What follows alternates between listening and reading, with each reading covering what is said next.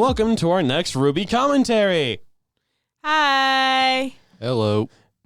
Your usual host, Gage. Rejoining me today for the continued journey of RWBY is Lucas and Katrina. Yay. We'll see how this goes. Yep, today we should be wrapping up Volume 1. We should be, at least. If we have time, maybe we can even dig into Volume 2 or do some of the World of Remnant stuff as well. To do some of the extra background lore videos.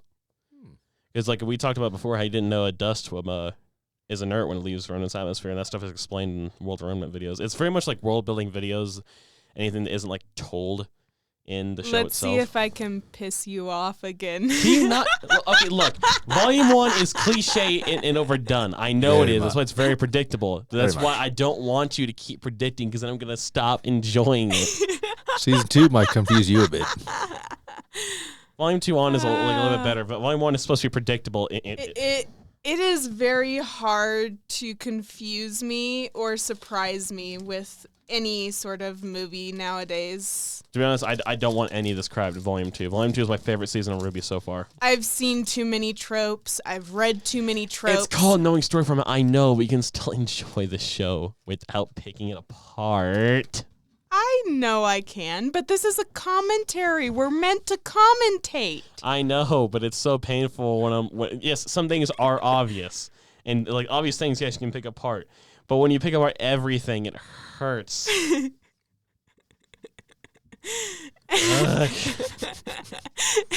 I just find it funny, your reactions. So just to remind people, the reason we decided to do RWBY commentary is, one, it's a very popular series that is still going on today, and we each of us has very different points where we stand with it. Lucas has seen up to Volume 5. Did you finish, or did you just start Volume 5? Yeah, I think I got maybe halfway through it. So when we get there, you'll have we'll hit a point where you haven't seen it even just in the middle of a season. Possibly. Katrina has seen absolutely nothing besides what we've already recorded. She did watch the full episode before, but now that she's caught up, we're kind of in completely new territory for her here. And I am caught up today. I watched the new episode Saturday, and I've been watching it weekly. I didn't start it weekly. I think I was 4 episodes behind when I finally hopped on to Volume 9, but now I'm watching it as episodes come out. This is the first time I'm watching RWBY live because I've always been behind. Yeah, sadly, I might be spoiling myself a bit when I watched some scroll through YouTube shorts and I just see clips of the latest RWBY episodes. Oh, yeah. RWBY is blowing up right now. Do you have any opinions without spoiling anything? Of Volume 9 so far? Of the most recent one that you watched. Of the most recent episode? Mm-hmm. Stuff is getting real dark, and it's been doing that for a while in RWBY, but you know what? It's hitting its peak right now. A lot of stuff going on in Volume 9 right now. Confusing stuff. Very confusing, out of nowhere stuff, but you know what? I think it works. I'm really enjoying Volume 9.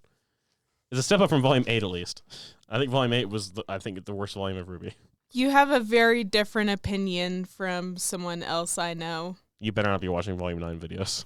I'm not. I just mentioned that you were showing me RWBY to one of my friends, and they said, please do not bring that up. And they had a very different opinion. Of Volume 9 or just RWBY in general?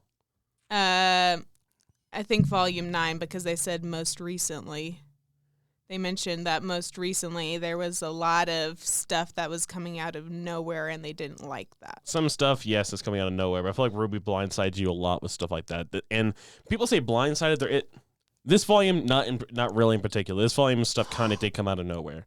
But there is stuff people say, oh, this comes just straight out of nowhere. You're just making this up as you go, where stuff is seeded. Especially in earlier volumes, stuff is seeded very early on.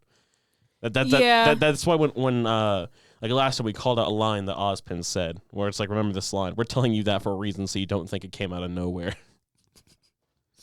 Because I don't even remember what he said. We'll bring it up whenever it becomes important again. But we have told you, therefore I cannot be put on blame. Yep. But with that being said, you guys ready to hop into the rest of Volume 1 of RWBY? Yep. I'm up for it. All right, so we're not quite at the first frame.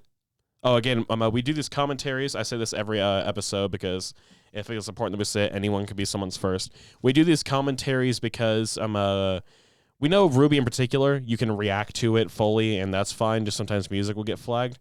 But to stay with this kind of series that we're just doing a commentary so that anyone else can sync up what they're doing. Plus, a reaction of all of us having to have a camera in the studio, which at this point we do not have. So for now, and probably for the rest of the series, we're going to be doing even RWBY in a commentary format. So we'll announce the episodes as we go. I heard the hit. I heard it every time. I swear to God, every time. I did not expect it to be that much. But we'll do these commentaries. We'll sync up each individual episode as we go. We'll kind of have the reverse of what we had last time, where we're going to start out with super short episodes back to back, and then we'll end with 2 longer ones. Because our 2 longer ones last volume were the first episode, Ruby Rose, and then Players and Pieces, after where they finished the Emerald Forest test. And before we hop in, if you are listening to our commentary, please come view our podcast as well. Yeah, we have the commentaries podcast going. There's going to be a lot more stuff coming out from the Panthers Esports channel, so I hope everyone takes a chance to...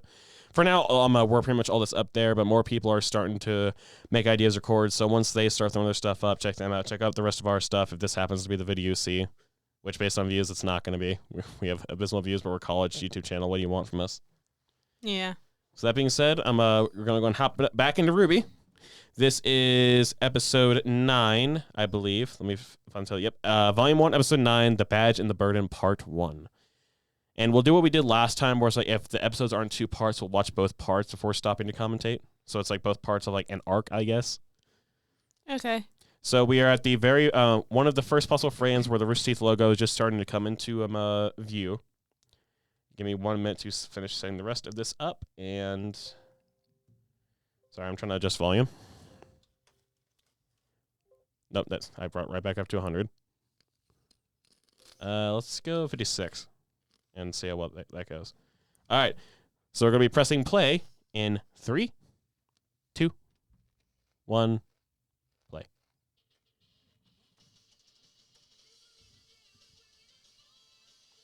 Day we open. No, I'm not doing it again. I was recording the last one the night. Hey, if you sing along, we'd be less likely to get copyrighted on the music. I'm not gonna try that. This studio may be sound foamed. It does not keep sound in at all. No, I don't.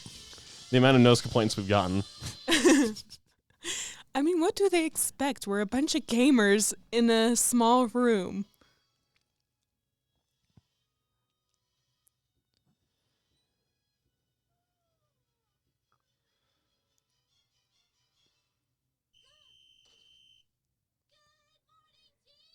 That wasn't even in her mouth. Can we stop with the animation? Okay, First get season. it. First season of a web series. I mean, they managed to make it so that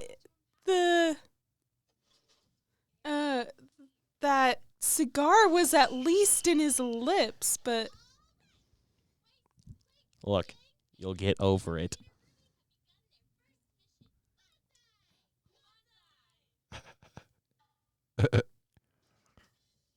It's a stiff pose. Okay, look, I'll stop. Yeah. It's a poster of Achievement Hunter behind her. I love that Rooster series have a bunch of in-jokes and they reference each other's stuff. Let me make sure you see the title of that. Ninjas of Love. The little art of everyone Achievement Hunter at the time. That's still funny to me. Rooster Teeth does what Warner Brothers used to do and always reference other franchises under their banner and in each show. Whether it's visual Easter eggs or if it's lines of dialogue that reference. There's also one point in Red vs. Blue, which we might start Red vs. Blue as well at one point. There's a point in Red vs. Blue where they blew up a moon, and it's meant to reference the moon in RWBY. And at the time, the bunk. that. My favorite is the bunk hanging from the ceiling. But at the time that Red vs. Blue had aired that bit in an episode, they hadn't actually revealed what happened to the moon in RWBY yet. So everyone was like, "Guys, Red vs. Blue and RWBY's in the same universe." And the next season of RWBY, they'd show what actually happened to the moon. That looks so dangerous. Which I really want to do Red vs. Blue as well. We could do those entire seasons at a time. That running animation. First season. Do we have to keep saying it? No, but I'm just pointing it out.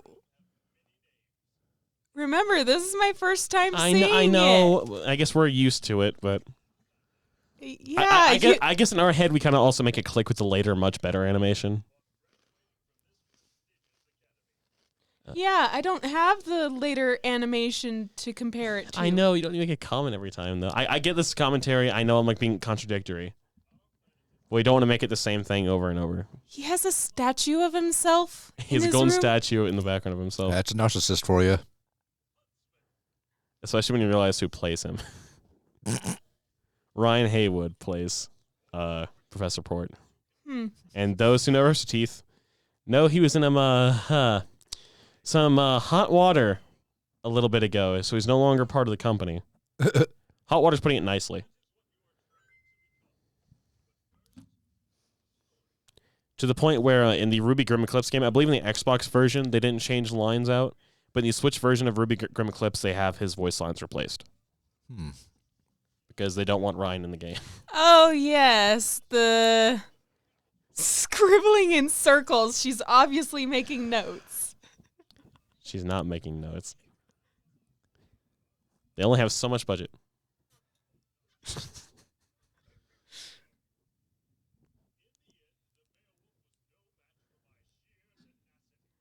Yes, a bunch of circles repeated makes a crappy figure. Yep.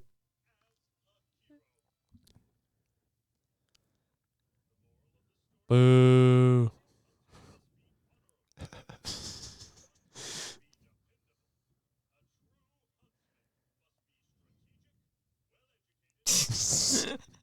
Well, they zoom in on it. She's fidgeting.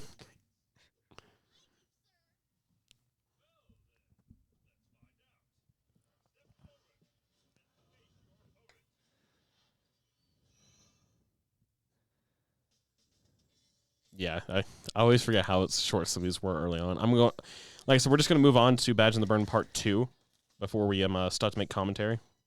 Yeah. Hold on, what I click? Oh, we went way too far ahead. That is what how did I click another episode? No, go back. Go back. No. I don't know why I loaded to. Okay, hold on. I need to be able to stop it. Oh, you probably clicked twice. But I was still showing Badge in the Burn, and then brought up the next one, like right before. Okay, so here we go.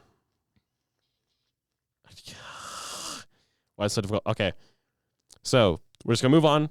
For those who want to sync up, Badge in the Burn Part 2, first possible frame, pressing play in 3, 2, 1, play. Also, honestly, I'm just gonna risk it with the music. Like, we're not gonna watch it. We're not doing it for money or anything, so it's not going to get flagged. Yeah. Plus, I want you to listen to this music. RWBY music is amazing. Welcome to a world of bloody evolution. Your heart will open minds. No, I'm gonna stop.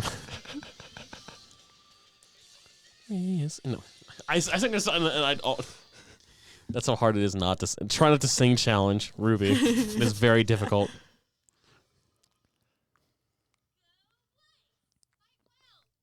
Team RWBY flag.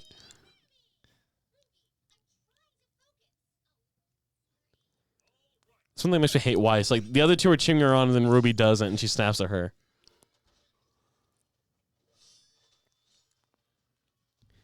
I believe this is the first time you also see a Borbatusk.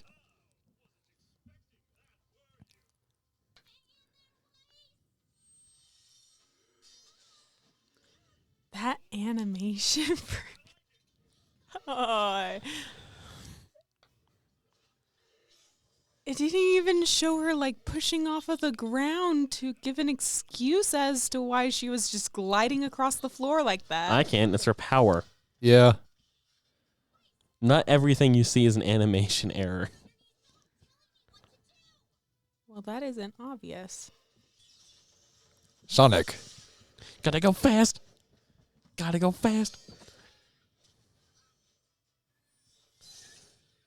I think out of the four, White is my favorite power with her semblance, with her glyphs. Yeah, she is my favorite semblance out of the main four.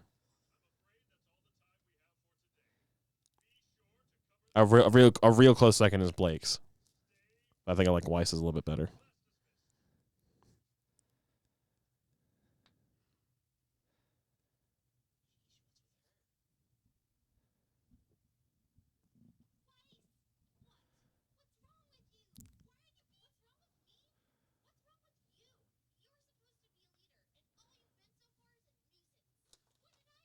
It's only been a single day. This is one reason I hate Wise early on. She is so unbearably annoying. Which I get is the point of the character and she's supposed to change. But dear Lord, sometimes it's just rough.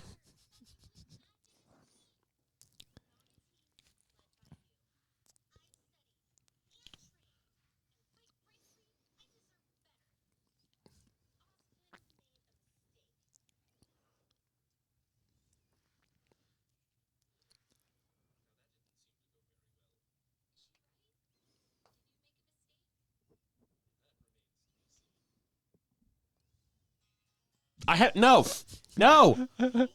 I had ads off. What's going on? Ad. Pause. What the hell's going on? I had ads off. The episode's still running. What's going on? It looks like this might be part of the episode. I don't know why. I hope everyone stopped theirs as soon as I said stop because this is... I don't know what's going on. This shouldn't be part of the episode. It shouldn't. Just skip it. There's no skip button. Ends. That's what I'm saying. I don't know where this is coming from. Just go for it. What the hell am I... What the hell is going on? I have no clue. Oh, dear God. Yeah, it looks like someone made a slight accident in the... I do not remember that being there. I just rewatched these episodes of Rooster Teeth not too long ago. I don't know why that's there. Okay. Well, that was about, what, 2.5, 3 minutes of just commercials? Yes. I didn't notice the timestamp. I was like, that seems a little long. Now I know why. There's like a solid 3 minutes of ads put in there for no reason. In the actual episode. That's worrying. Anyway, I hope to God everyone stopped. So we're going to go and press continue in 3, 2, 1, go. No, it's... Damn it. I think we lost the entire conversation in there. If that was all ads, we just lost like the entire conversation with Ruby and Ozpin. No, the conversation between Ruby and Ozpin was pretty short. Oh, wait, never mind. I forgot it goes back and forth.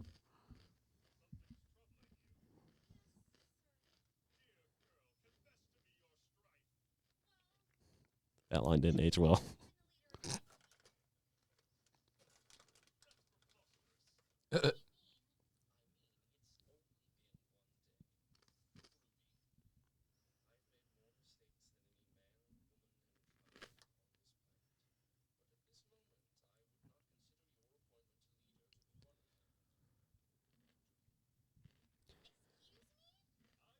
I like how Osmond's like the wise like master that doesn't give you all the answers.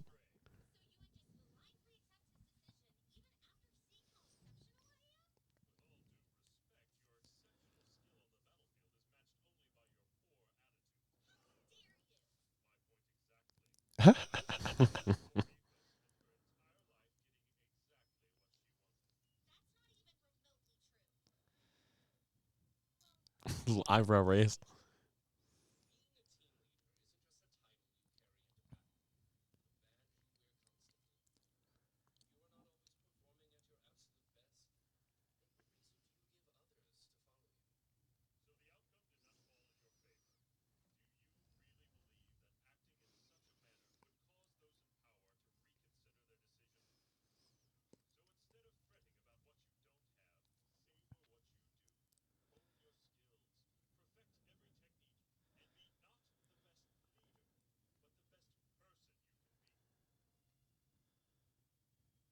I was thinking it's great how Port is supposed to be like this goofy professor, then he gives like just as good dialogue as Ozpin at the same time. Yeah.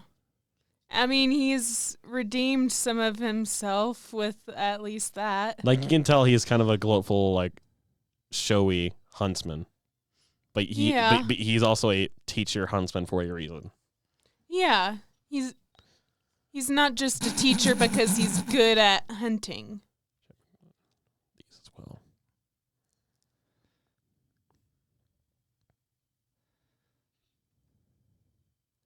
Subtitles. I turned him on to help.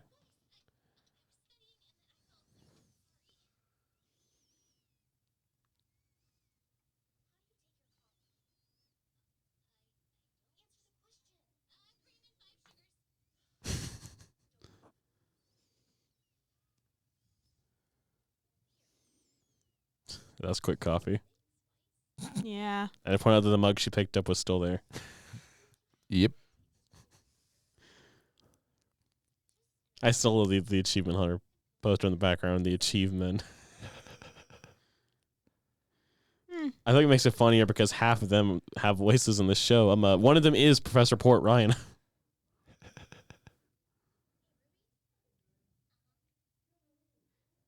That's kind of an unrealistically fast resolved argument. I mean, they also both had like older, wiser huntsmen like say, "Hey, get your crap together." Yep. I mean, yeah, but realistically, she wouldn't get over her feelings that fast. She was put in her place. Uh-oh. But still. Oh, while I'm working on the next episode, that is The Badge and the Burden, parts 1 and 2. So, like, a very, like, smaller, contained thing, but it's Weiss figuring out, like, why she wasn't chosen as leader. And Ruby figuring out why she was. It's like, it's explaining to the characters, these are why you're in the positions that you're in now. I mean, it's kind of obvious that she wouldn't be the leader out of all of them. In fact, she would probably be the last choice in leader. I have to go back and find the series. But yeah, like, if you look at all the other characters, like, Ruby is, like, the one who is, like, most vocal. She's, like, the most forward. She is, in terms of, like, I guess not necessarily battle, because, like, she showed she can't coordinate, like, one-on-one, like, back in the trial with Weiss, but they were also, like, arguing at that point. Yeah. But if you look at the others, Blake is too antisocial. She wouldn't be able to coordinate a team. Weiss thinks herself above everyone else, so that doesn't show that you care about your teammates. And Yang is too headstrong. Yep. Yeah. And she loses her cool a little bit too easily. Yeah. Ruby is, like, I wouldn't necessarily say by default leader, because she has her own problems, but she's the best candidate out of the four of them to be a leader. Yeah. Ruby she has a battle instinct that allows her to strategize the best way to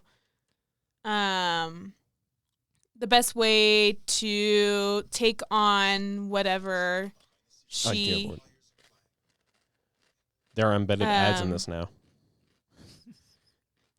whatever opponent she's taking on at the time. And so that ability to analyze while she is fighting, analyze the opponent while she is fighting, is why she was chosen as leader, I believe. But yeah, so what do you think of, like, the? I know we didn't have subtitles on yet. We were kind of talking about some of the conversation, but like Ozpin and Port's Ozpin's pep talk and Port's reality check. I kind of liked Port's better. You like Port's like pointing out flaws over pointing out, like, the good parts. I think a good pep talk is okay, but it wasn't really anything grand or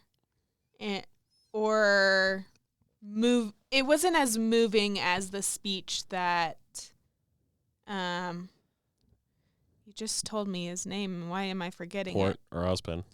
Port. It wasn't as moving as Port's speech. Yeah, it's like Port's was like both putting Weiss in her place, but also explaining you still have these strengths. Just you also need to learn that you need to work with others as well. Yeah, and Ozpin was more explaining his thoughts behind it. He was more. If I had to summarize, Port's speech was that, here's why you weren't chosen as leader, but even though you aren't leader, you can still be a good contributing member of the team. Yeah, it's like a team isn't just one person. Everyone needs to work together. So without Weiss learning to be a teammate, there wouldn't be a team. He's Ruby. like, here's the reason why you aren't a leader, but you still have a chance to shine. And Oz's... Could you please stop that? That's really annoying. I looked at him. I was waiting to see if he would like catch me, like, so I wouldn't have to say it. But then he kept like flicking the springs on the mic.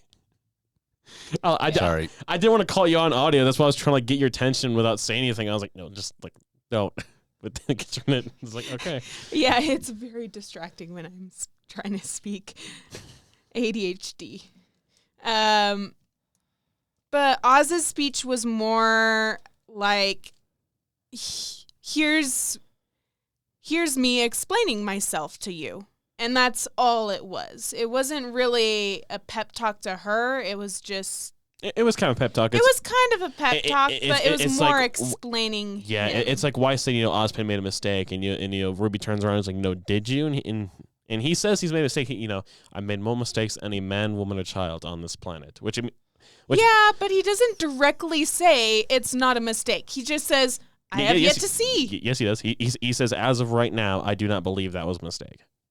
Yeah, as of right now. He's basically saying, as of right now, I don't see any fault in my logic. Yeah, it's saying, no, I don't think it's a mistake, but you also have a chance to prove me right, is what he's saying. And he's also saying, you have a chance to prove me wrong.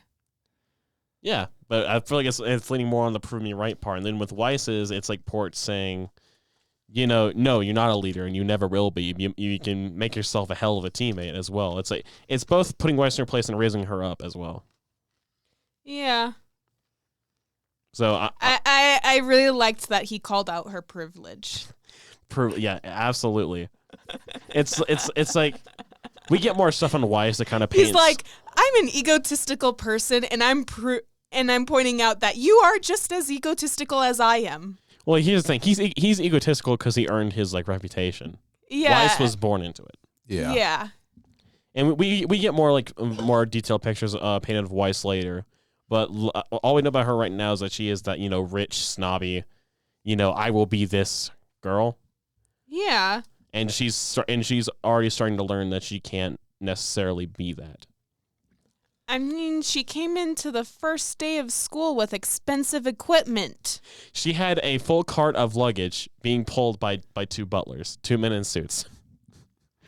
One of those cases being full of dust. Yeah, cases full of dust. And you have RWBY just coming in with just her weapon. It's like it's an immediate contrast just on the meeting, ignoring the conversation that comes after. Yeah. Which I feel like team dynamic is done very well in the show. Like Not only that, but these cases are being rolled on this elaborate luggage cart. Yeah, she has like stacks and stacks of cases. I assume like also clothes and all that, but like there is like cases of dust in there as well. It's all of her luggage compared to RWBY, who's going in there with just like, which I'm sure it's implied they all came with more stuff because they had like pajamas and all that. In terms of what they were actually carrying with them, it's just RWBY with her cloak and her scythe, and then Weiss has to come in personally with all of her stuff. Yeah. But she is learning now. She's not. I feel like this episode alone makes me feel better about watching Weiss sometimes because, like, she's already learned she needs to work as a better teammate. So we've gotten that out of the way real quick. We're painting it's like, okay, you two don't need to fight anymore. Yeah, but they're still gonna fight. Yeah, the teammates fight. More than that, they're extremely clashing personalities. Yes, and that's why it works so well. And so that was Badge in the Burn. Anything else to talk about before we move on to Jean Dace? Hey, what'd you think of the Borba Tusk, by the way? The Grim that he let out in the classroom. Meh. Just meh? Yeah. I figure when it's spun like Sonic the Hedgehog, you get a bit more of a reaction. No. I play Monster Hunter. It's a good game. No. Okay, there we go. You really think I'm gonna be impressed by something I just like thought that? I thought you thought it'd be different. All we've seen are like the furry ones and then the King Taijutsu, the snake one. I was more impressed by the snake. I say that meanwhile we had the Nevermore, the Deathstalker, and then the King Taijutsu, so never mind. Along with the Ursa. I was saying that the furry ones, and I was like, oh yeah, it's the boar. But after we had the giant ones, I guess not as. I just thought it was cool. Okay. I was more impressed by the two-headed snake. So nothing else to go off for Badge and Burn then? No. I know it didn't have a ton here, especially when some of it is apparently taken up by embedded video ads now. But yeah. I did not mean to press click again. I hate how sensitive this touchpad is. No, ads. All right, so to continue on, next we have both parts of Jean Dice. We are a couple, like a 1-2 seconds into the opening because of how bad the pausing is and embedded ads are in this now. So those who want to seek up, we're on Jean Dice Part 1. Jean Dice? It's Jean's name, then D-I-C-E, so I just pronounce it Jean Dice. I'm sure it's pronounced something more French because, Joan of Arc, but we're going to press play on the episode in It's 3. spelt like jaundice. 3, 2, 1, play. I'm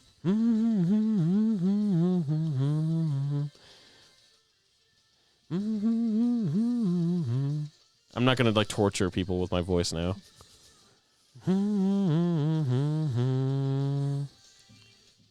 I almost immediately started singing too.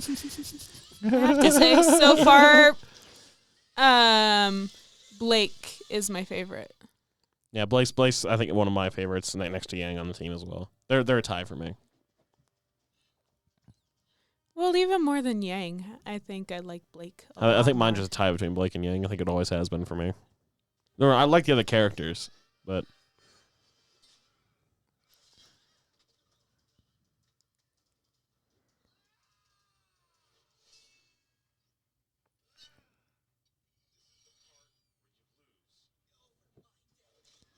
oh, that's gonna suck. Having an armor knee you in the nuts.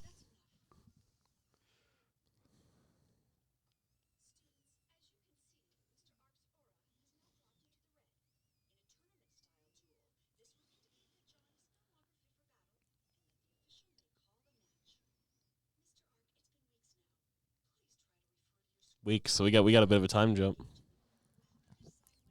At least 2 weeks. Yeah. Early volumes, especially 1 and 2, kind of have 1 in particular, but 1 and 2 kind of have these longer time skips in between episodes, just because it's meant to be kind of fill out more of where the characters are going. Yeah. He made a vital mistake there when he first saw what kind of weapon his opponent was wielding. He should have immediately gone to redirect instead of taking it head on. Well, this is a school. They're learning. So yes, we know that because we know other stuff. But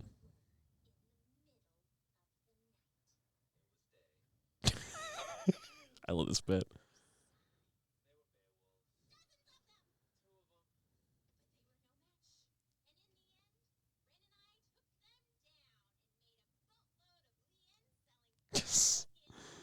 Nora's great too. I'm also trying to fight the subtitles. They will not turn on.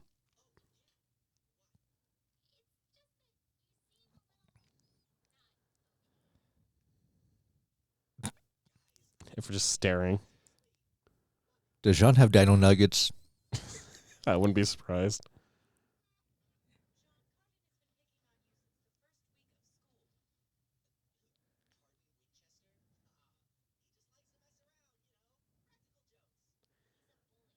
I love how Jean takes it in stride, though.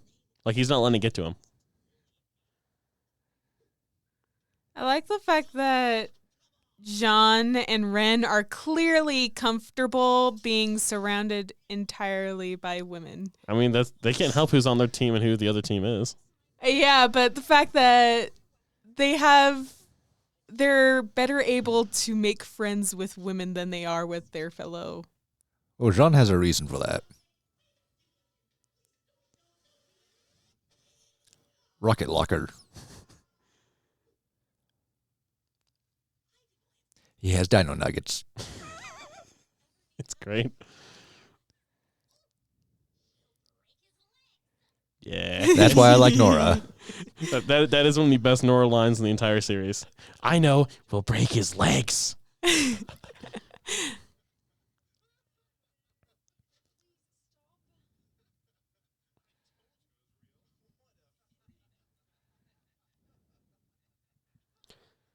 I believe Akardin is voiced by Adam Ellis from Funhouse.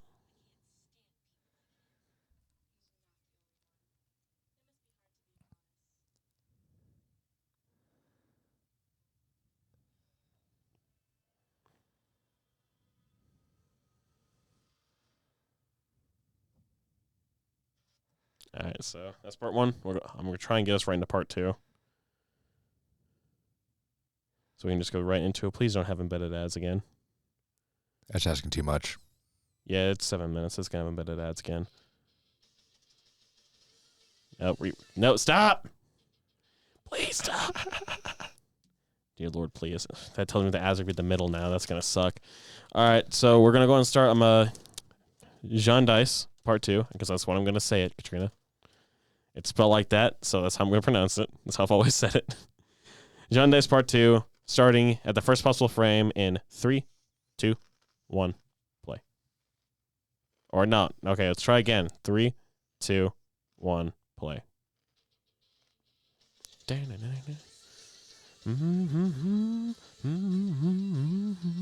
I have my hair untied, I'd start doing like the head rocking thing, like throw my hair back and forth. Like going to like hardcore metal band. I'd probably get dizzy or hit my head on the table. Just headbutt that mic.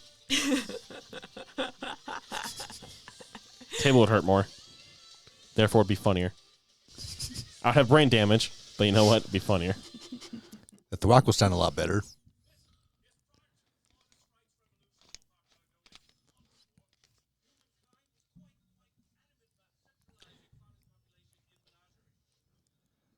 Jill Heyman voicing Professor Oobleck. Oobleck? Yes, that's the professor's name. And he doesn't move by walking. He moves by just zooming around. He just moves by sliding. I love how they even give one of the shadow figures like to raise their hand to imply that they're a faunus.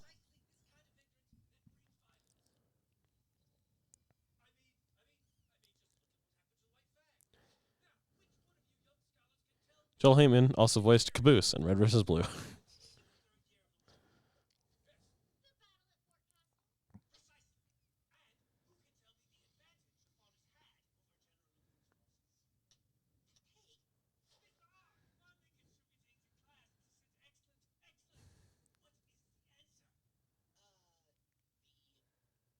I think Oobleck's my favorite teacher from the. You don't see a ton, but I think the other teachers see Oobleck's my favorite. Just because he's so over the top.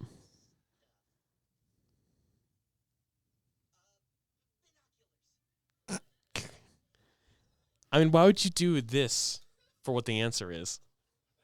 It's hard to mime that. Yeah. What? It's hard to mime what? You'll find out. I also hate Carden. Yep. It's easier to train animal than a soldier. It's like, shut up.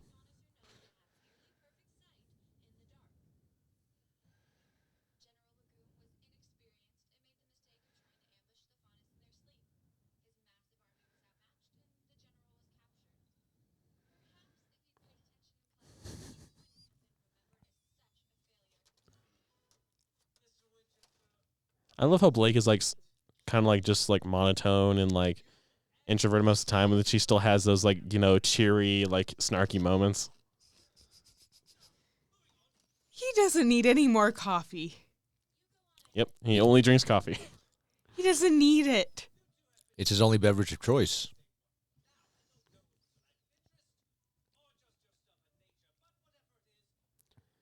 I love how unkempt he looks, so it's like visually implies that he doesn't sleep.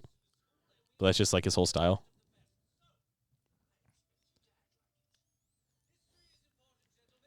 And the fact that he just leaves his weapon on the table. I love his weapon so much.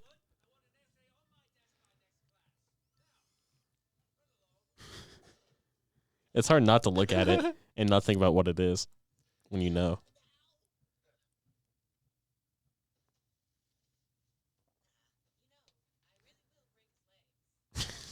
I love that. I think out of Juniper, Pierre is my favorite. And then Ren.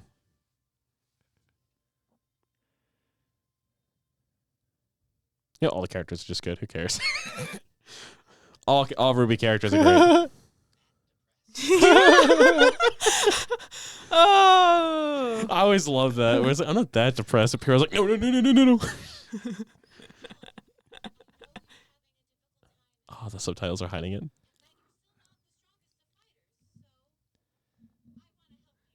Who was that? I didn't notice that before, Lucas. I didn't notice you could see him. Yeah, I think the second or third time I watched through it Who is is when I it? noticed. Who is that? You'll see. It'll show him. If the subtitles don't hide it again. Oh, no, it's actually a full window scene. I've seen this like 100 times. Not noticed until right now that you can see him.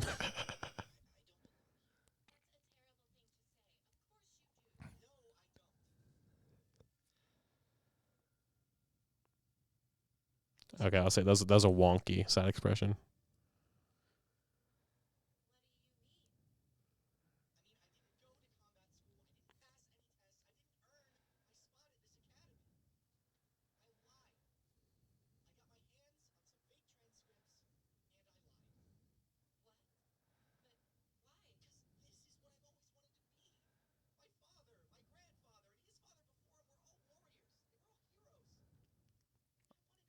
I love how the first few episodes like built him up as just a normal goofball, but then he has like I think in my opinion, one of the most interesting backstories of the main characters.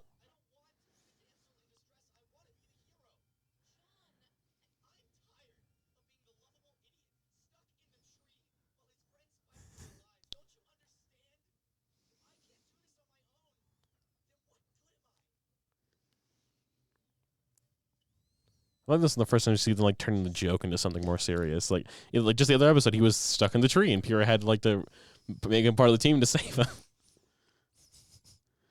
But then like, Well, if you think about it, she was the one that put him in the tree. if she didn't, he would have been dead. Yeah.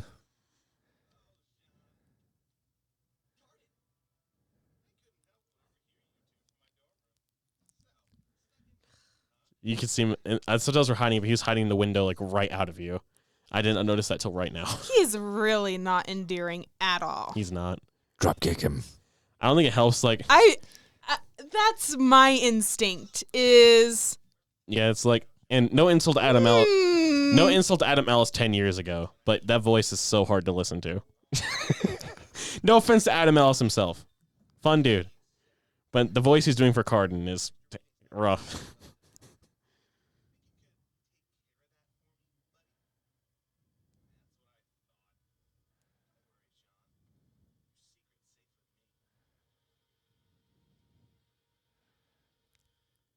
No, it's not. Gotta go fast. Gotta go fast. If someone would be like the Sonic character, would be Joel Heyman. Why does he remind me of the White Rabbit from Alice? That might be who he's based. I'll need to look it up. But while you do that, what do you think of him? I'll just say it because it's easier to say. Jaundice, the two parts of Jaundice. What do you think?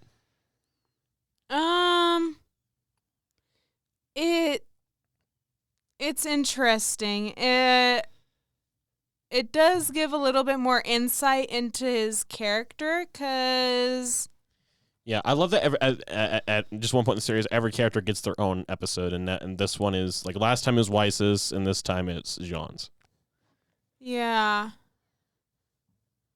So what do you think was like this whole backstory of like all his father, grandfather, far from all that were all like huntsmen and warriors, and he's just coming here to live up to the family legacy, but he's still that the lovable idiot stuck in the tree, as he put it.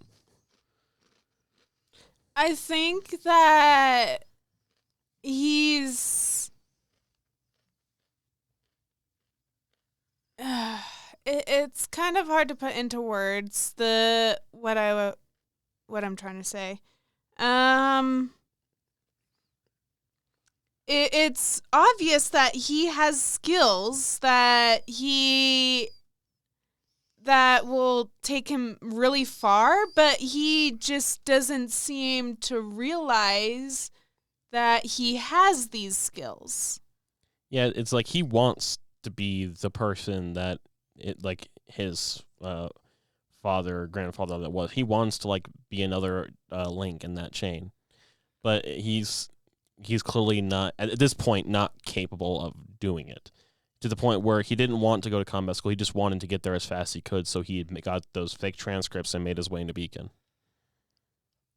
And that is a very big thing to have in the hands of someone like Cardin Winchester. Yeah. I know we've had like the little time skip, but you get the little. It's a quick way to build history between the two characters for what little time they've been there. Is showed like the little montage of Cardlink bullying him. First, he does like the push the books out of hands.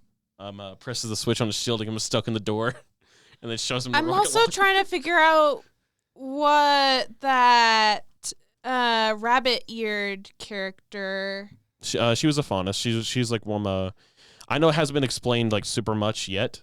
I know talk about it a little bit, but a faunus in RWBY is a person that like has mostly human attributes, but then will also have animal attributes as well. And for that characters, it is bunny ears. I don't. Oh, based off of fawn. Yeah, like fawn is like the term they use, but faunus is like those kind of people. They don't really like. It's one of those things they don't directly explain too well. They just kind of throw it in there to just be like, this is just a part of the world, which isn't a bad thing. If anybody has ever watched Chronicles of Narnia, they would know. It's been forever, but yes, I have seen it. Yep. Like Mr. Tumnus and all the others. It's been forever since I've watched it. I think I read the first one at some point too, but I can't remember if I liked the book or not. Mr. Tumnus is a fawn, so. Is that the satyr at the start? Is that you say like the people with like goat legs? The satyr? Satyr?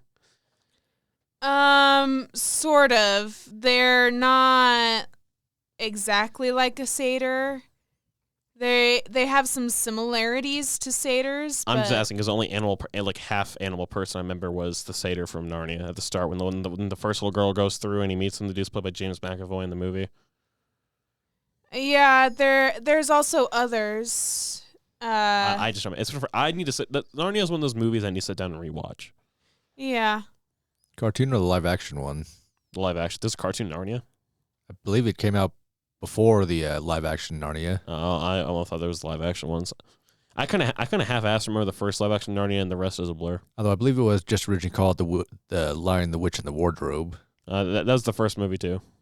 They did Lion, Witch, Wardrobe, then they did Prince Caspian, which is like 2 books later, right? And then Voyage Dawn Treader when that's like book 5 or something like that. They skipped books when they did it, or I don't know how it works.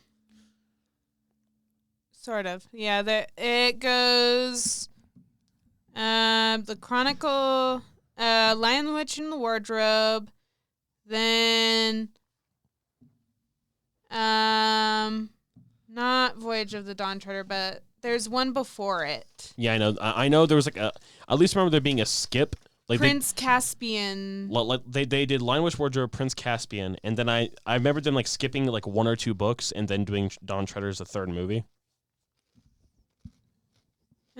Whatever. To get back on RWBY, it's like yes, a big part of the world building is the species of faunus, and that girl is a rabbit faunus, so she has like the long rabbit ears. I don't know if they ever say her name till later. Her name is Velvet. Yeah, Yep. It's not the first time that I've encountered someone fawn, like a fawn. Oh yeah, she's a part of Team Coffee.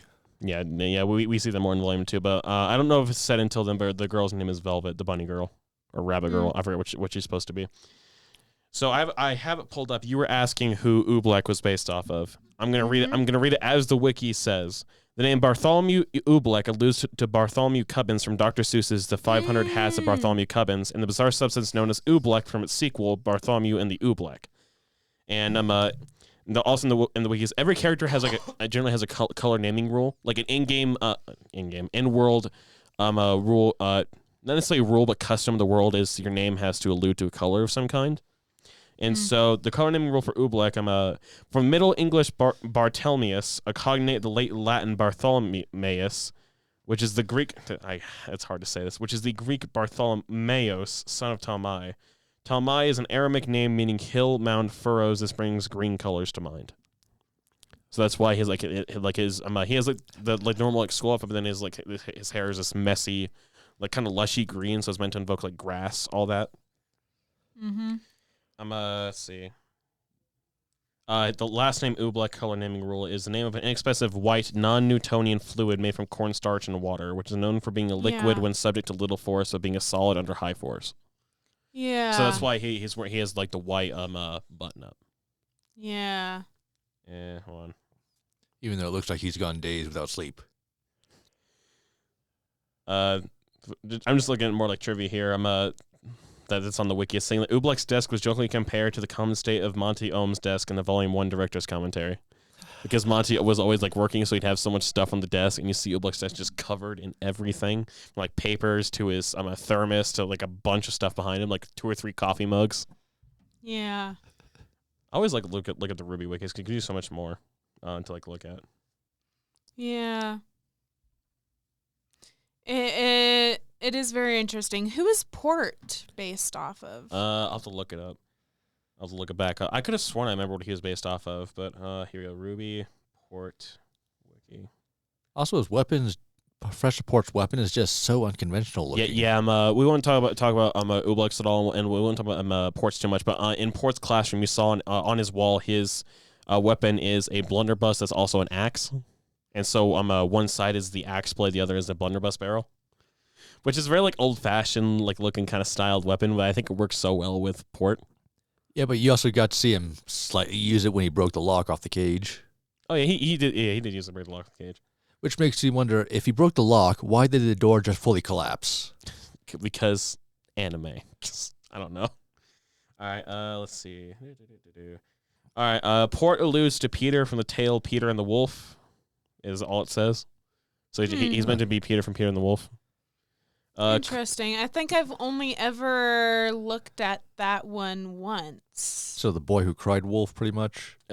Is that the same as Peter and the Wolf? I don't know. I think so.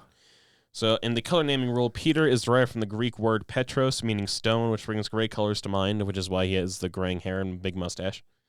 Port as a surname could be referring to his overweight or portly appearance, or ultimately could be a reference to port wine, which is a type of red wine, which is like why his outfit is like burgundy-ish, which is a red-brown. Let's see. Although I'm thinking about now, Peter and the Wolf, I think there was a snippet from that in Fantasia. I like just reading up the little trivia facts as well. In his classroom, Port keeps his weapon hung on the wall above his diagrams of various grim species, so later wields it to release the captive Borbotusk. Port keeps several grim heads in his classroom as trophies. It is later revealed in the world of Remnant that they are taxidermy recreations as grim evaporate after death. Mm-hmm. A silhouette resembling Professor Port is also seen as the narrator describes how some individuals hunt grim as sport. So when we get to World of Remnant, it'll like reference him, I guess. According to loading screen in RWBY Grim Eclipse, Port waxes his mustache every other day. Let's see. Classic. Okay, and that last one is a major spoiler. I will not read that. Classic narcissism. But no, what'd you think of like the episodes in general? We talked about the Jean stuff. We talked about Oobleck now. So what is like anything else you'd like to talk about before we move on to Forever Fall?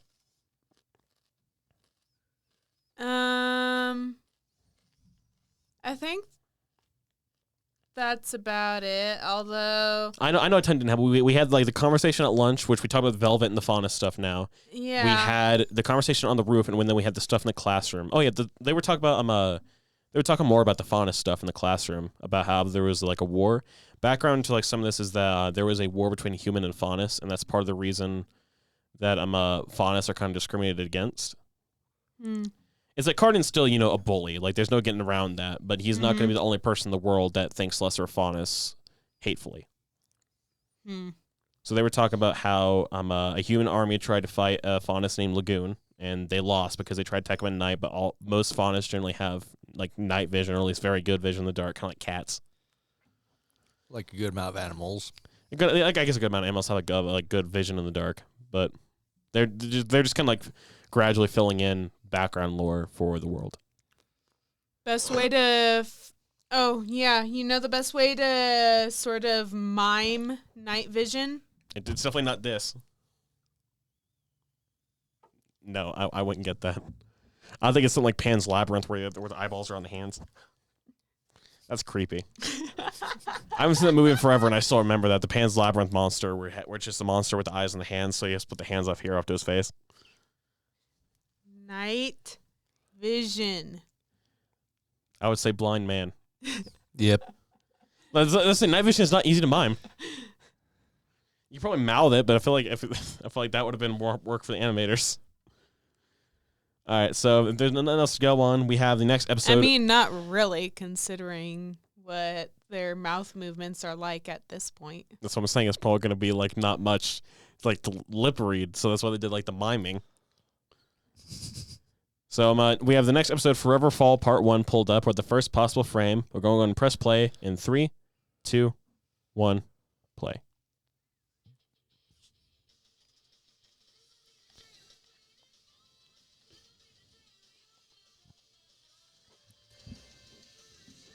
You've seen all like Volume 5, right, Lucas? How would you rate the first few openings that you've seen?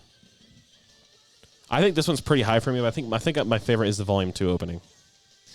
Yeah, it's been a while since I've actually seen them, so this is kind of like a fresh course for the music as well. Yeah. This was a hell of an opening to start When I with. saw him hanging off of the Winchester hanging off of the edge like that, I had the urge, like, just step on his hand, just step on it. Step on it. That's what everyone was wanting to do. Yeah, I feel like Volume 1 has the most iconic opening in terms of actually good opening. I think my favorite is Volume 2 or Volume 4.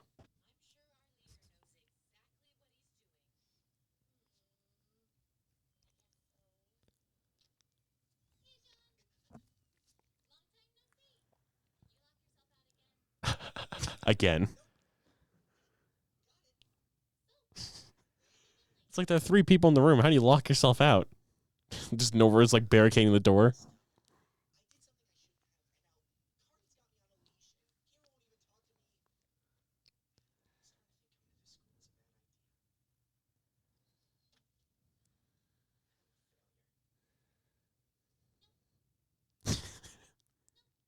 I love that. Nope.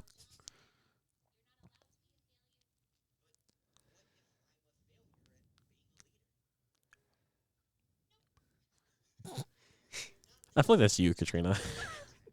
Nope.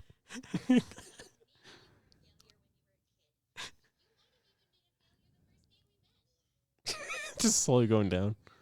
I feel like I'm a combination of Jean and Ruby.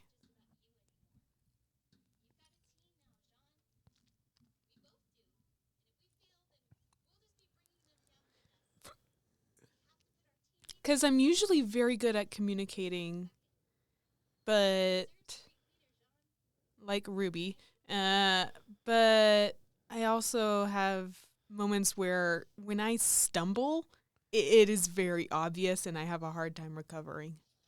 I love how Ruby kind of like relays the lesson Ozpin taught her to Jean. Where it's like you're leading these people, they're counting on you. What kind of leader do you want to be?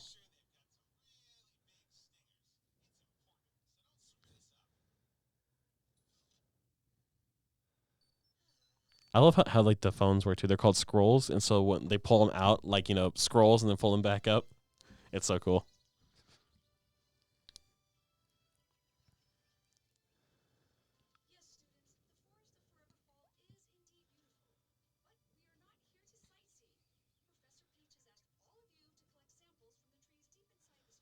Her voice sounds different. It's the same voice, but I think I said last time she's voiced by the same woman who does Tex in Red vs. Blue. Which if we have time today, we might actually be able to start Red vs. Blue. We can do entire seasons in sittings.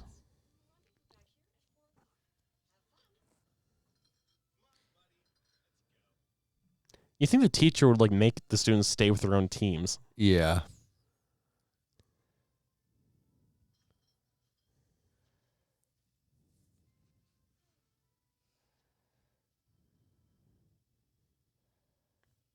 And they're all just doing nothing.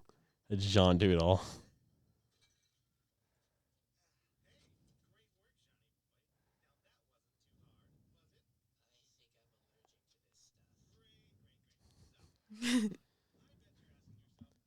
I hate Karn so much. He's not even like a good kind of villain. He's just the annoying cliche bully.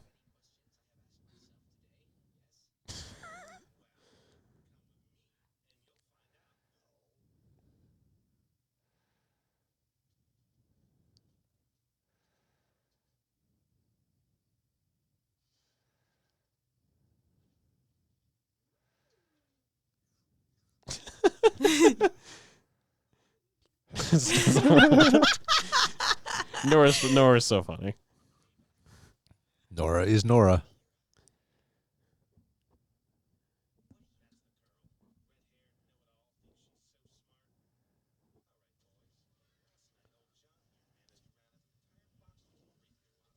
How do you get them in a box? I imagine painfully, but how?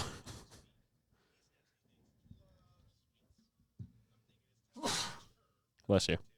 Thank you.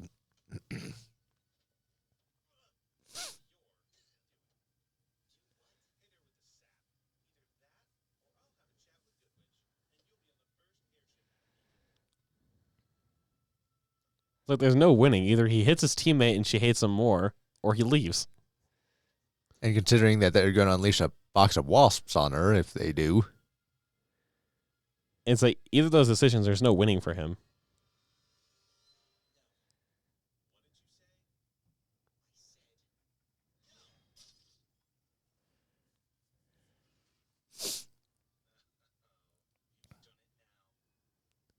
And the wasps don't come back into play at all.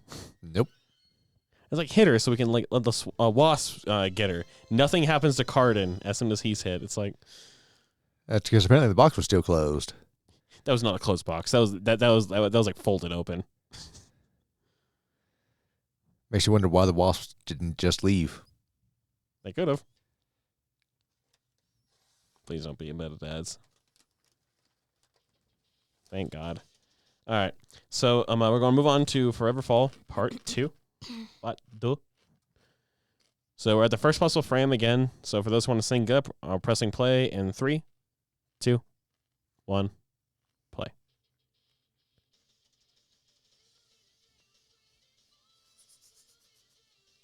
I'm doing the headbanging now.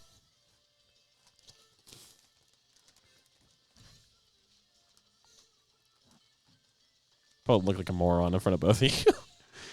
Mouthing lyrics and doing like headbanging. You know, like Katrina is so straight faced towards the TV. Standing so still, standing with a straight face like. And Lucas over here cracking up at what I'm doing.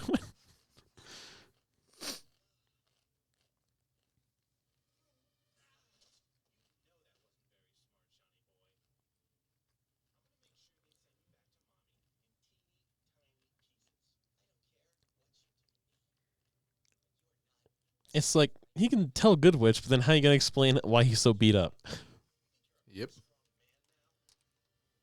Considering hunters and huntresses are supposed to protect the people, and yet here's Cardin just beating up someone that wants to be innocent. And there's the aura.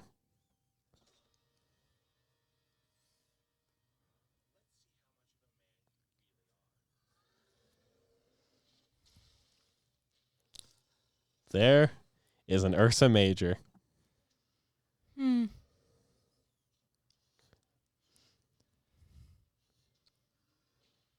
Ooh, that Ursa Major likes sweets too. Yep. Love his team ditched him too.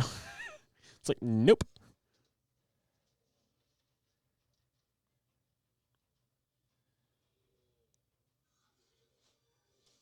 Nope. Oh yeah, now you pull out your weapon, not right when it came up.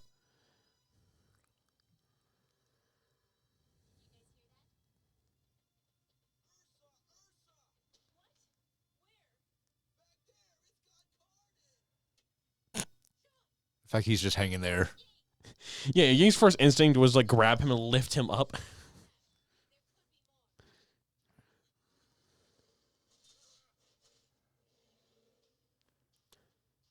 These are some real crappy hunts. I Man. like how Yeah, there is no indication of injury at all other than the fact that he's limping. Well, they have aura as well. Aura protects them, remember?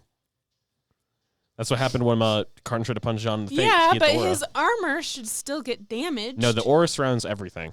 Oh. But Cardin isn't using his... It's not going to always show, but no matter what you see, it's implied they'll always have their aura around them until you see it shatter. Unless you're John, but it's implied everyone else will have their aura always going. Like his just went down and red, like they were shown before. You know what? John's being very brave, though. Like, he's not hesitating to fight this Ursa.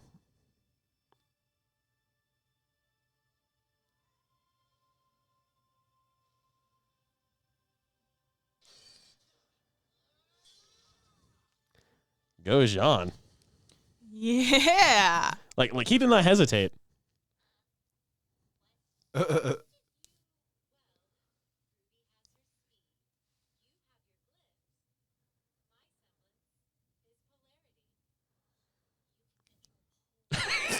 So she's like Magneto. Magnets are cool too.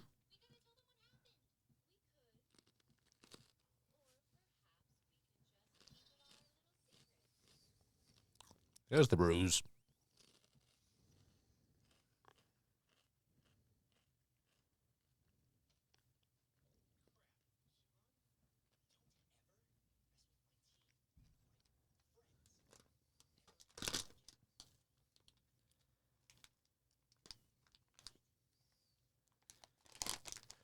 I like this episode was the first one to cement Jean as he.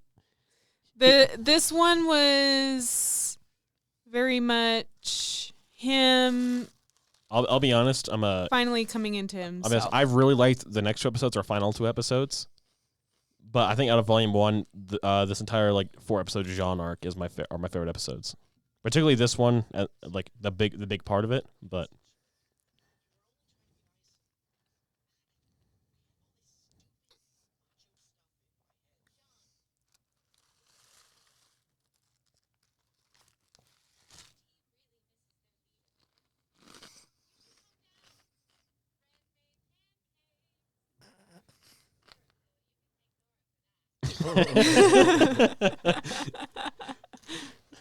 Nora's funny even when she's not around.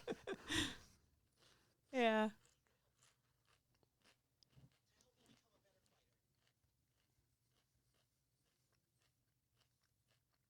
Smirk. I mean, she is based off of a Greek hero, so. You know what? I said it last time and I'll say it again. A woman that hot asks you to train with her, you say yes. And wish for yoga.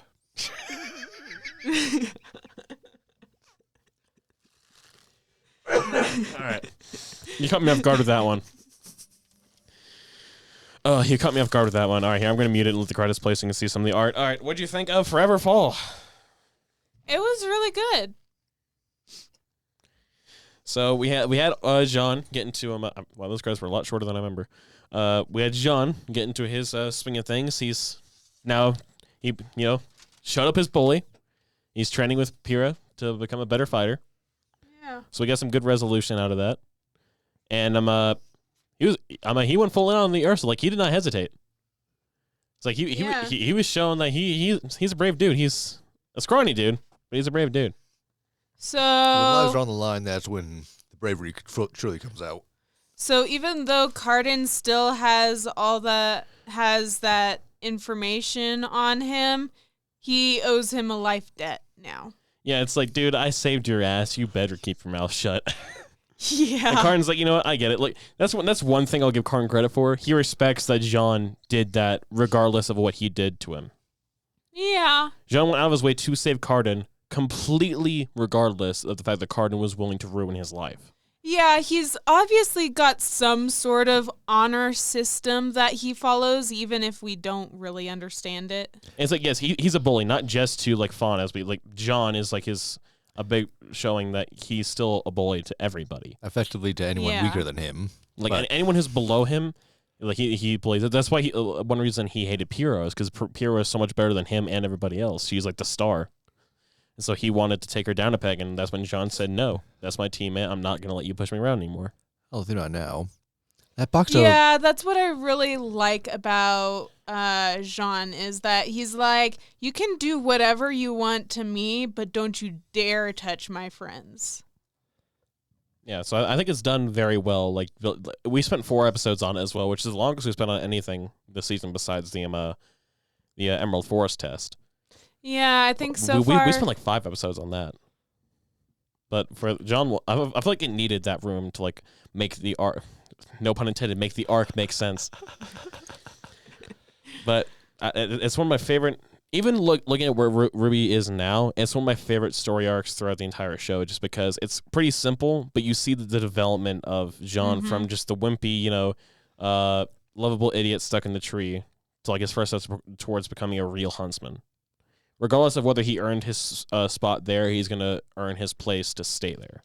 So it was kind of implied, but Pyrrha basically used her polarity in order to move his weapons. To move his shield.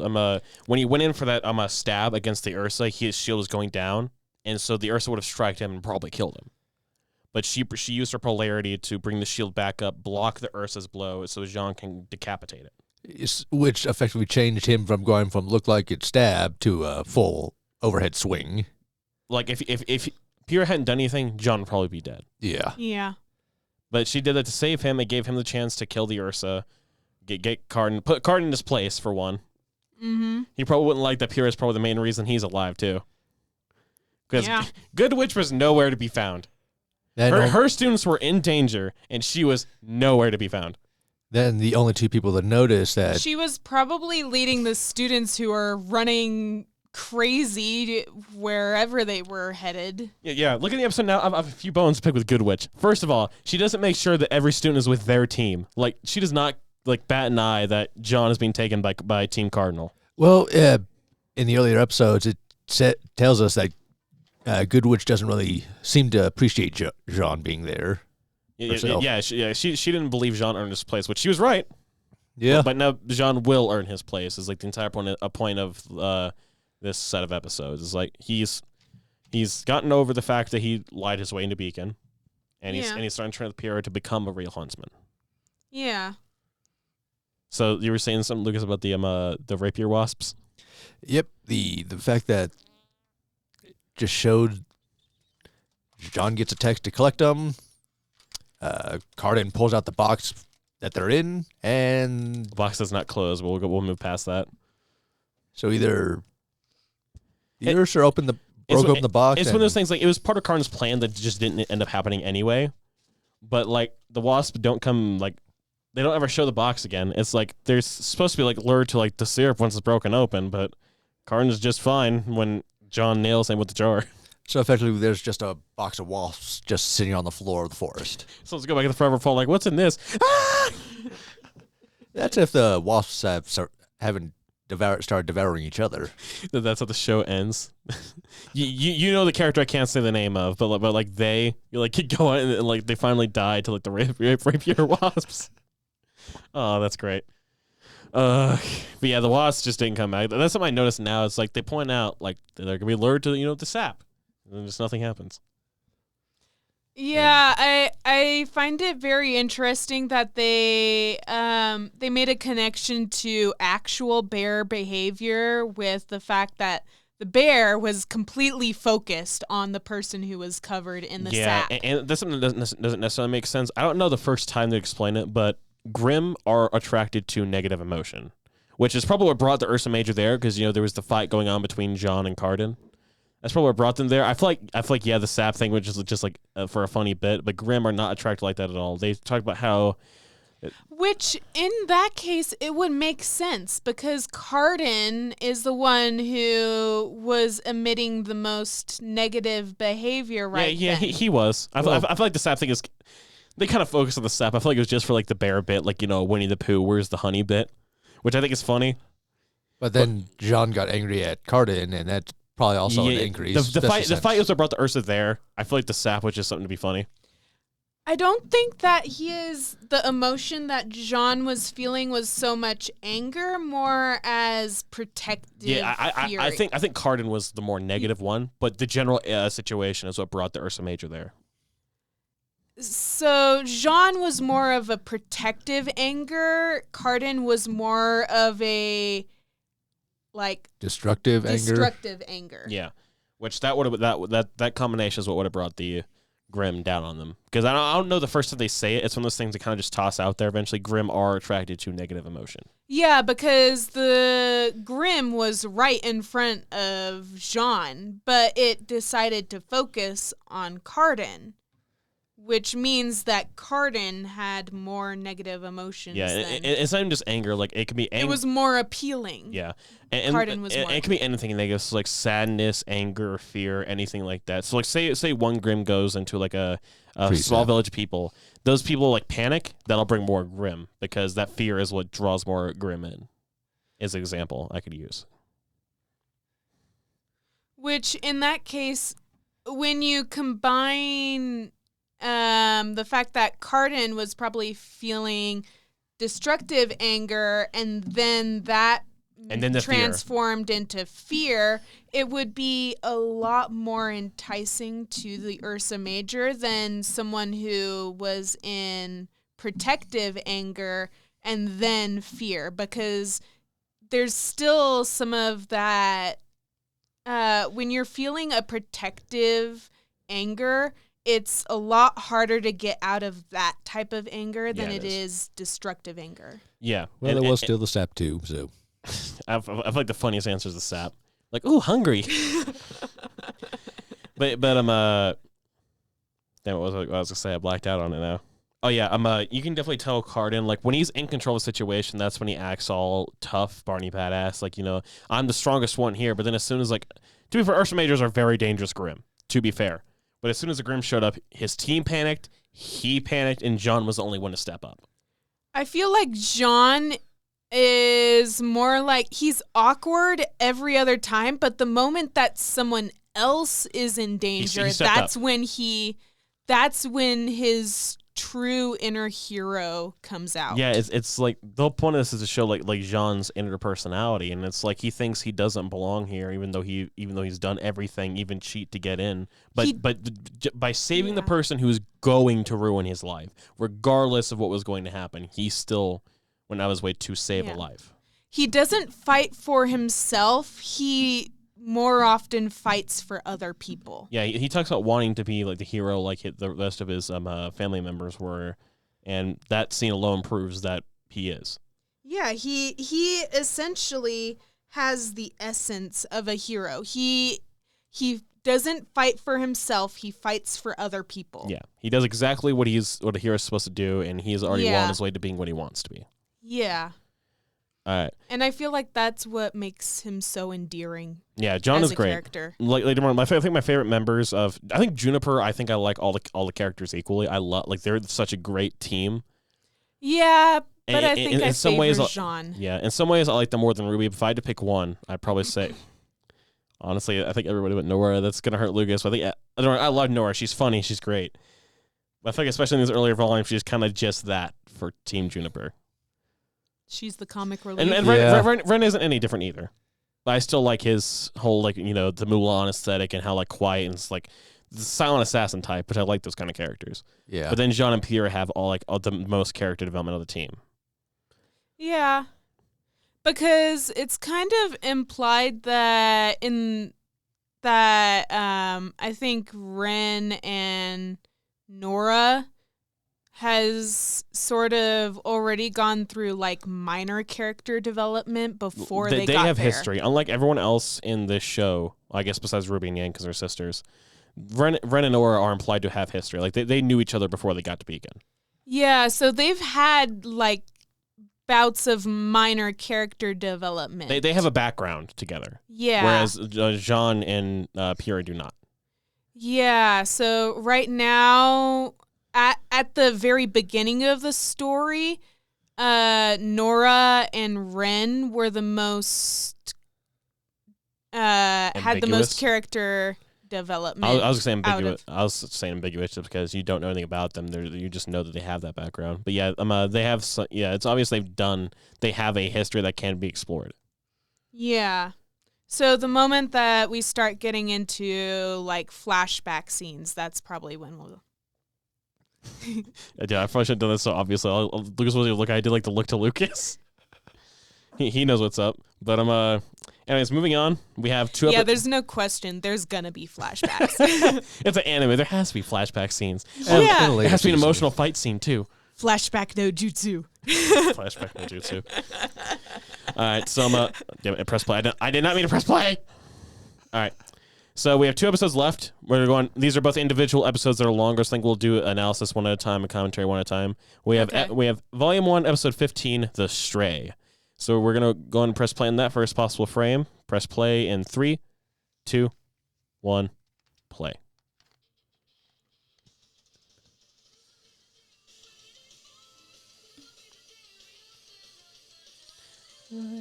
Absolution.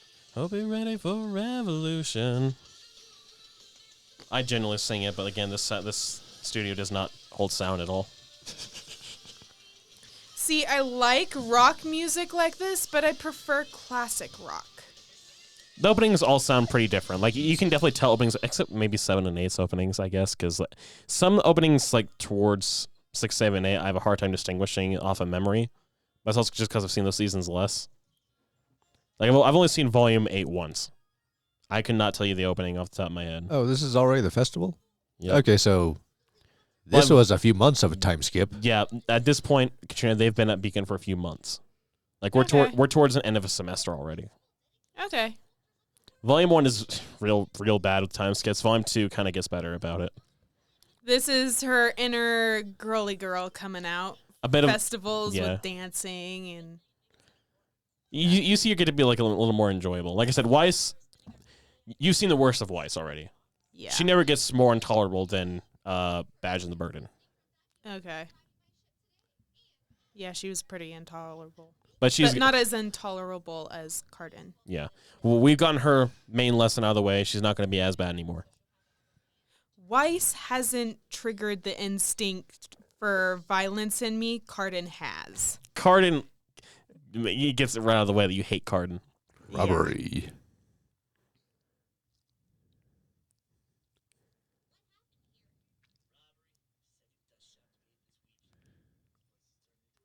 It's Bernie. Bernie's the cop.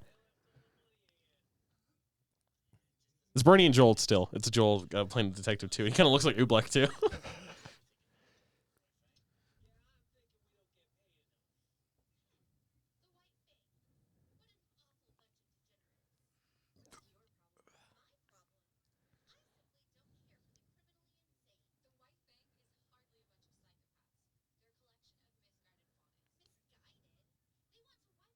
And they've talked off and on about White Fang. You mean in the news report at the end of the first episode when they're on the ship, you like brought up White Fang. So they've kind of been in the background for the entire season.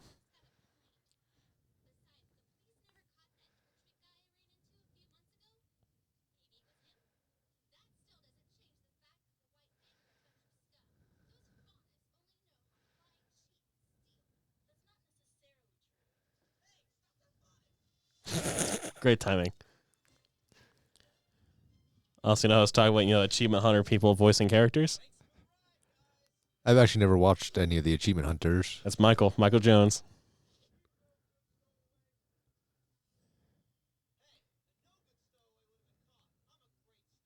Michael's great. No one else could have played Son, in my opinion.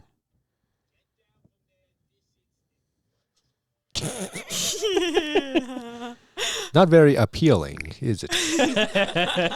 Yes. I can't reach with the mic. Come on, he's just monkeying around. Okay, that's a little less original. I still give you respect. It's not like I haven't been the joke before either. And of course, the Slow-Mo. Slow-mo wink. Son is so suave. Son. You probably guess who he's based off of then, huh? Stalking time. You know how I was talking about blatant names before? This is the last one. There's 2 that it could be. His name is Sun Wukong. Wait, there's also his partner you got to remember. Yeah, that's pretty blatant. They didn't even change the name. Yeah, that's the last blatant one I was talking about. Was Sun.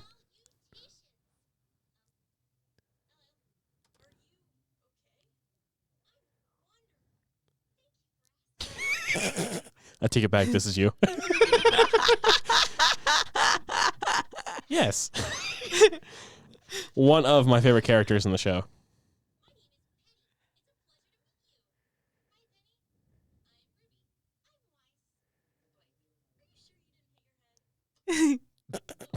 Just a quick hit.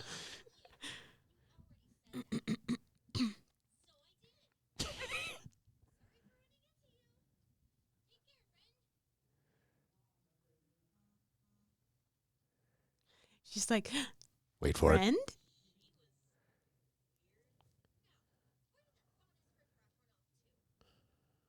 She's in front of them. I love Weiss here. It's like, how? What? You?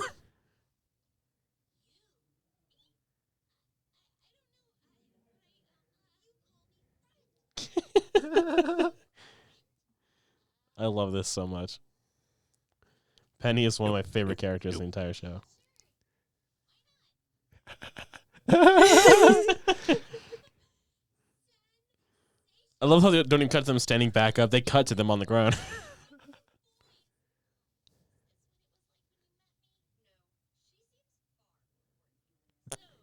Also, that bit about, trying hang out, trying close, talk to cute boys.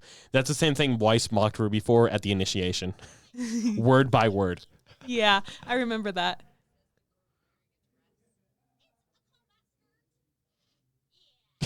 The one time they agree on something.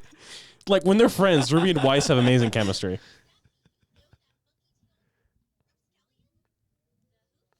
The You know what? That's actually not a bad representation of Michael. He's the angry one. He's from Jersey. I take it back. This is rough for Weiss, but she has reasons.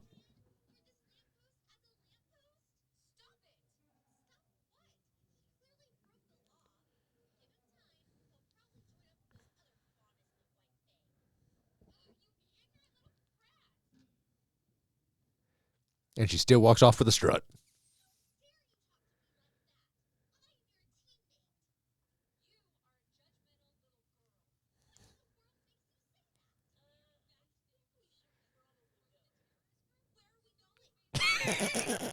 Penny kills me. Penny kills me no matter what. Because I can she's always see how Penny would be me. She's so naive, but it works so well. Like she doesn't She's like Drax from the first Guardians movie. She doesn't understand sarcasm or like expression.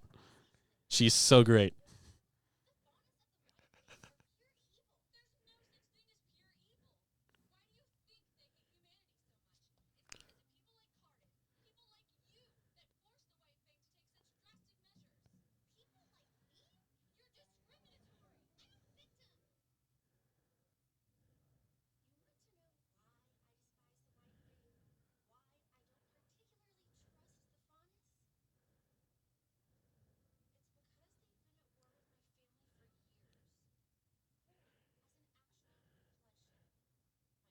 This is why, as much as I think she's like harsh in this one, I can understand why Mila Karn is just racist.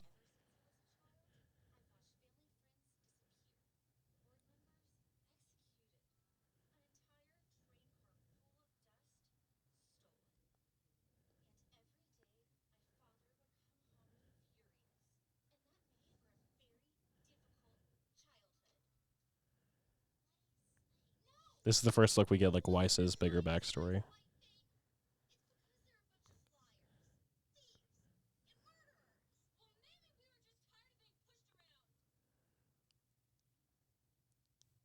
Dun, dun, dun. This is like our first big moment for Blake as well. Yoink.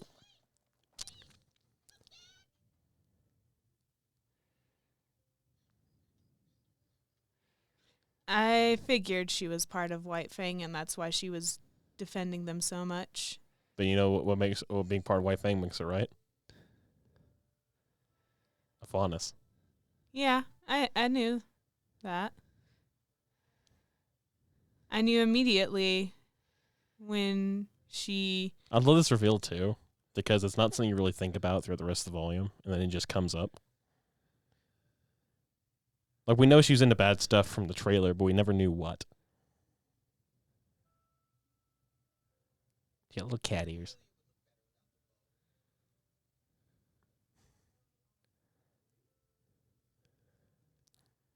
She's a black cat. She's a black tabby cat, yeah.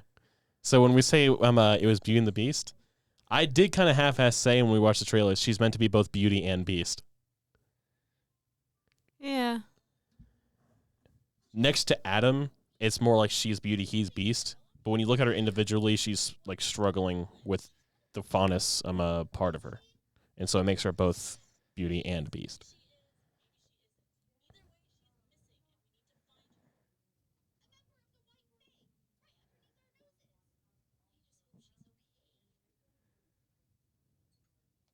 And that's why RWBY is the leader, because while the others are busy still trying to get over the fact that she revealed she's White Fang, she's just concerned about her teammate.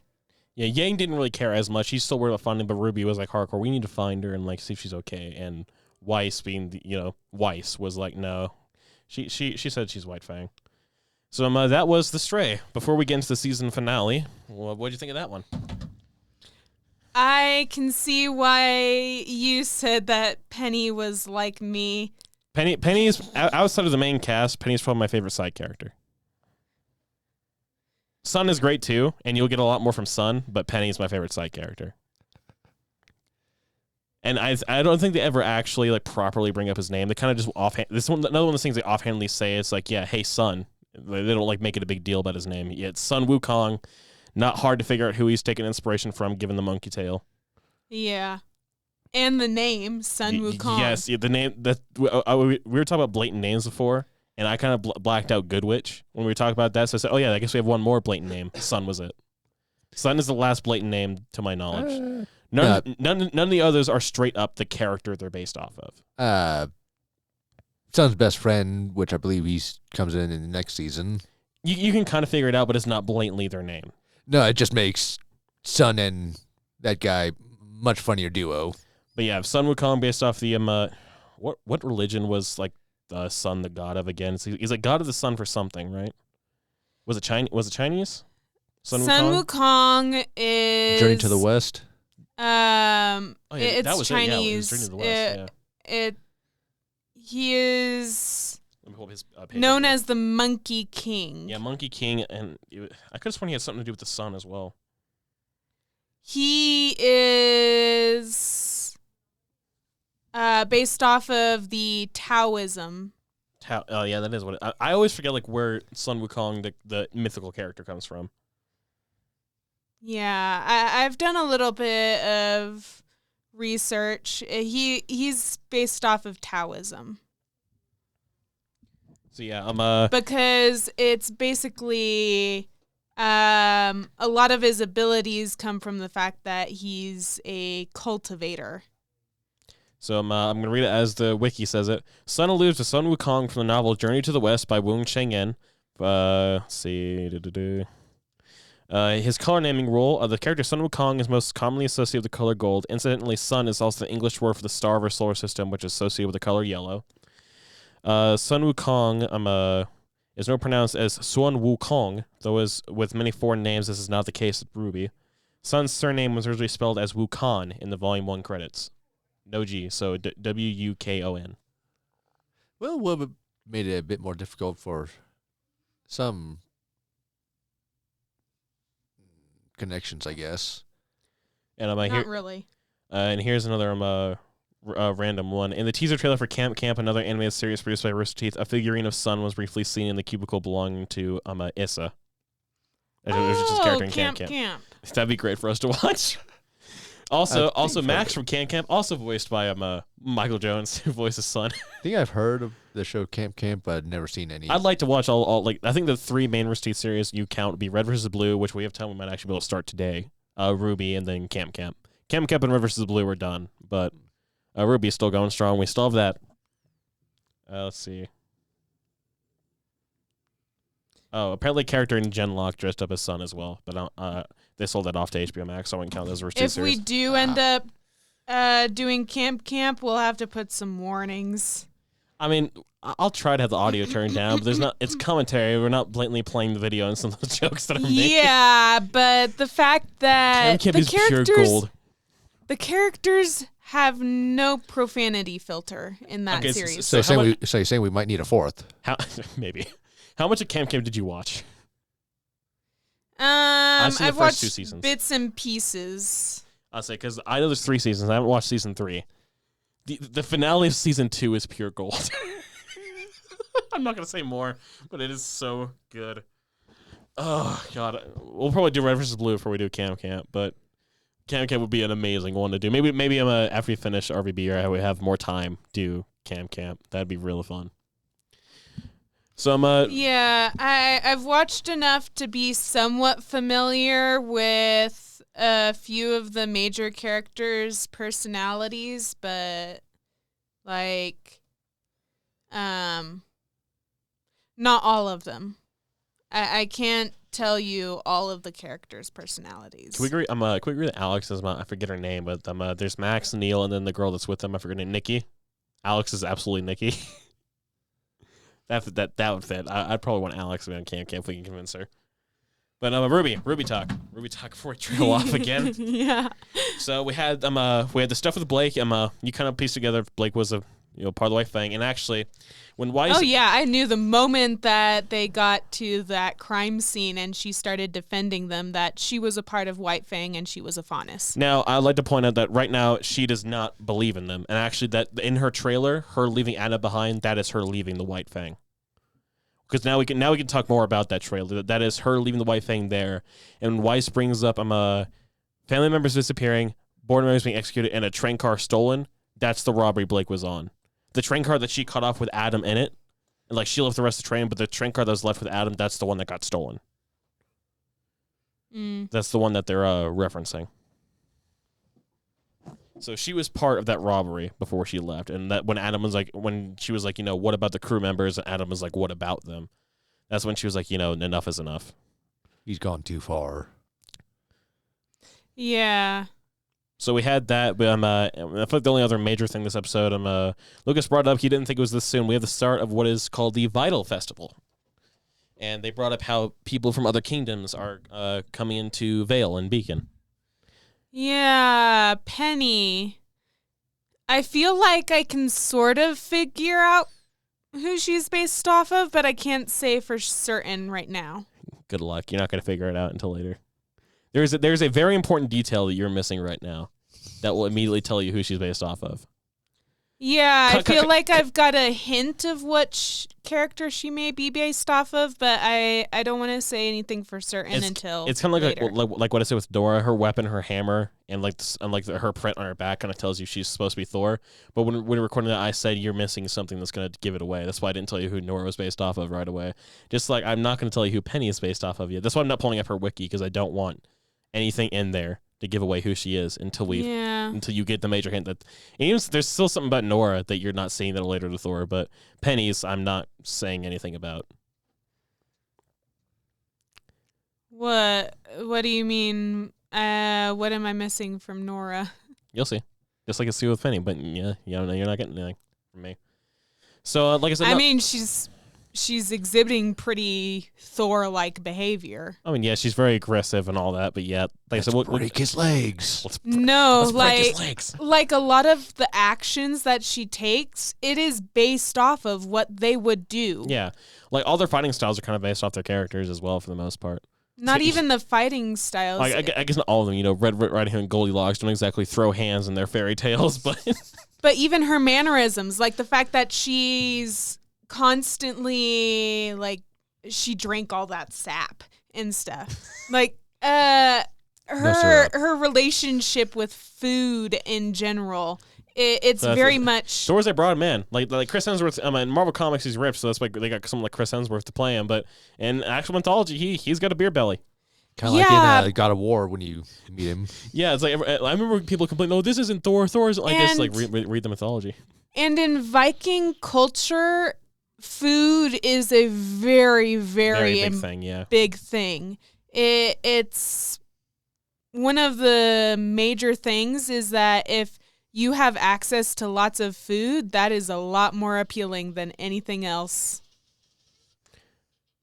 You gotta please stop. Okay. Okay, sorry. I was set up. So the fact that Nora is, and also her very loud. She's very loud and energetic. Yeah, energetic, and that is very, very closely connected to what Thor's personality in that. He's very boastful. Yes, he's very boastful. Which is why like Nora's telling the story and then Ren's like, she's been having this dream for a week now. And he's part of the culture of Viking culture is being able to tell stories. The more stories you're able to tell, the more higher up you're regarded as. Yeah, because that shows you've had more experience as like a warrior. Yeah. So and they're a warrior culture. Yeah, they're one of the, I won't say oldest, that's a lie, but they're one of like the most well known warrior cultures. Yeah. So besides that, do you have anything else before we move on to the final episode of Black and White? I noticed that I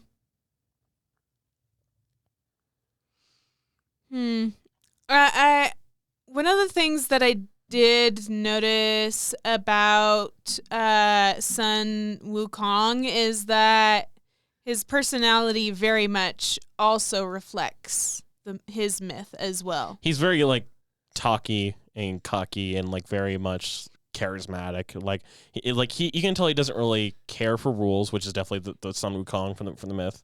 Sun Wukong is a trickster myth. Yeah, he's a trickster, and that which is like, you know, the cop comes down, and he's like, you know, get down from there, throws the banana peel on him. Splat. Yeah. And that actually has to do with Sun Wukong's story, because Sun It's Wukong... not very appealing. I hate you, Lucas. I love you, but I hate you, dear God. Sun Wukong was raised by monkeys. Yeah, and that's why he's what's the word I'm trying to think of? That's why he's called the Monkey King. Well, yes, that, but I'm also thinking, what's the word? It's like represented as a monkey, I guess. Or He got used to peeling out.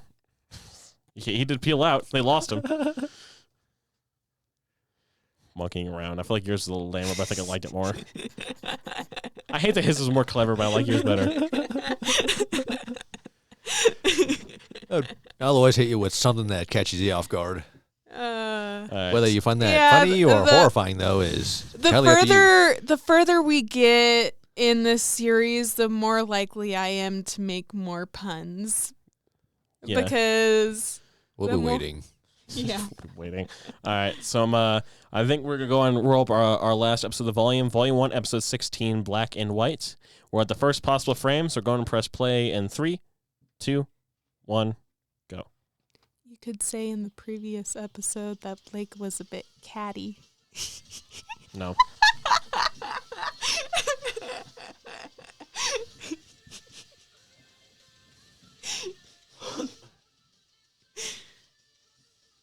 You can say she was feline. Yeah.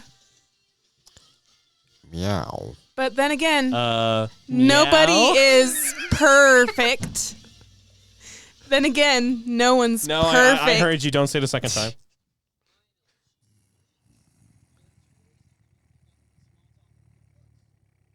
I love if he's drinking it with his tail.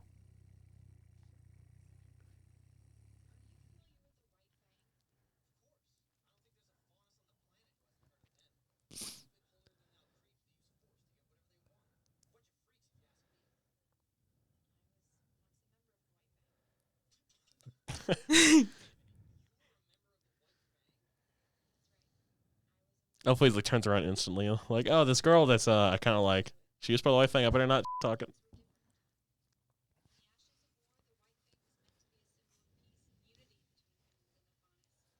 It's really interesting, the color around her eye. It's Yeah, periwinkle. She has like the purple makeup all around her eye. Periwinkle. It's purple. Periwinkle. No, I'm telling you in the actual description, it is purple.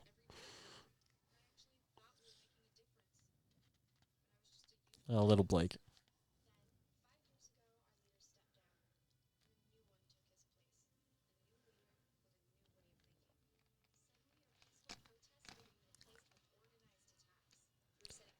So they were turned from like a peace creeping like activist group into a terrorist group when their leader changed.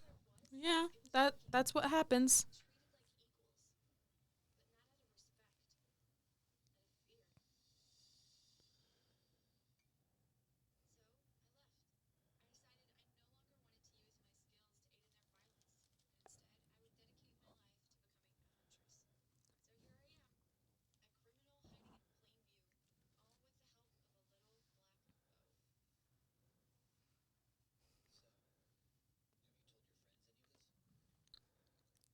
Yeah, about that. Gotta find out the hard way.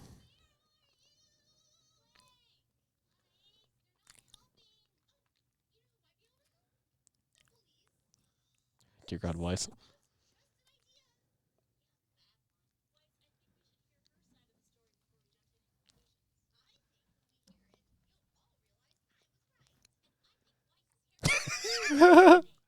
Penny. Penny, where did you come from?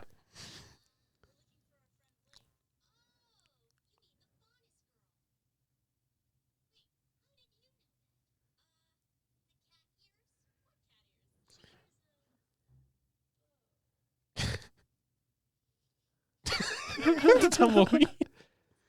She does like tuna a lot. The line always cracks me up. She does like tuna a lot.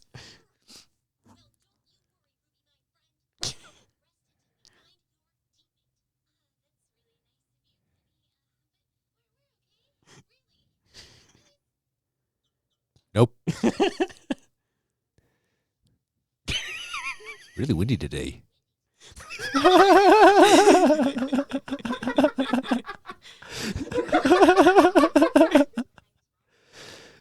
That always cracks me up so much because it's like a fourth wall break. It sure is windy today as when tumbleweed comes back. Because like it didn't go the same direction both times. It went to the left and it came back. It sure is windy today. It's like, hey, did you miss me?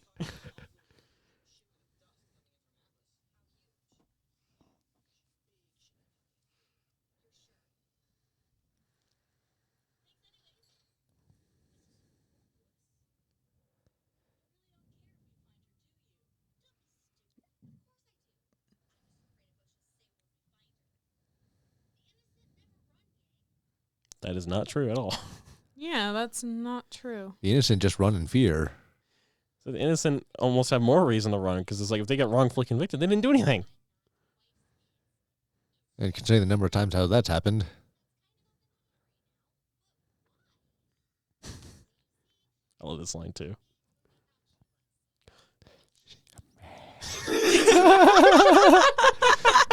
Lucas and I both knew the line. Oh, trust me, I've read bad fan fiction where that was actually part true. I don't read bad fan fiction. I only read the decent shit. Which that I mean by like something that's legitimately like trying to like do a story, not like. Oh, Well, the one poor I wa- Penny. She says, "I don't have a lot of friends, but if I did, I would wouldn't like wa- them to talk to me about something. things." And then Ruby's like, "Yeah, me too." Like it's a hard moment. But just her delivery of that line. Blake's face. Okay, too soon.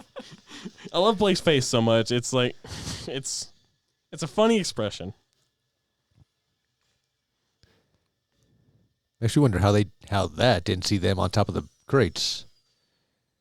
I think they're on top of a building across the street, not the crates yet.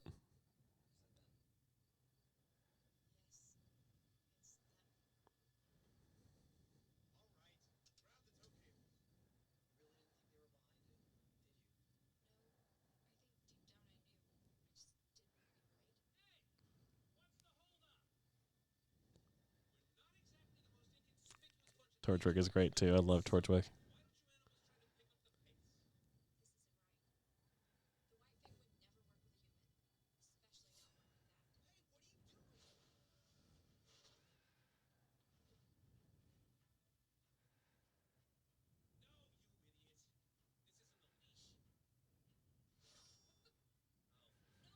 I love the amount of like times they cut off cursing in the early volumes.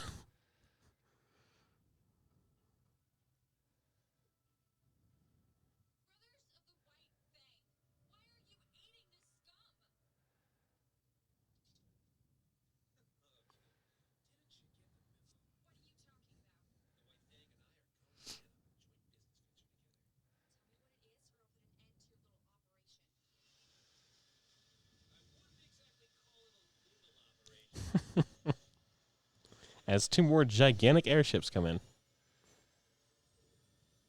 Remember the names of the airships are called bullheads.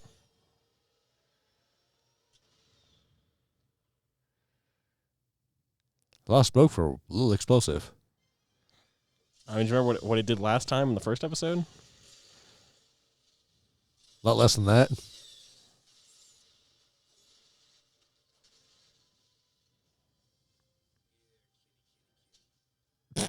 Just when it comes down. Oh, that's gotta hurt. Oh, yes. Oh, we talked about his stuff. Oh, yeah. He's got one of the craziest weapons. I feel like ever since the trailers, that was the first like WTF weapon is Suns. And he's also much better at hand-to-hand than most other people. Oh, yeah. That was so obvious. Well, just wait. Oh, that one really hurts. I love how he uses his tail in combat, too, if you're looking. Yeah. I mean, that's obvious. He's a monkey. Oh, I just love that yeah, there it is. It's a staff that turns into gun chucks. Musket chucks. It's so awesome. Long remember the gun chucks. When your barbarian asks for great axe chucks.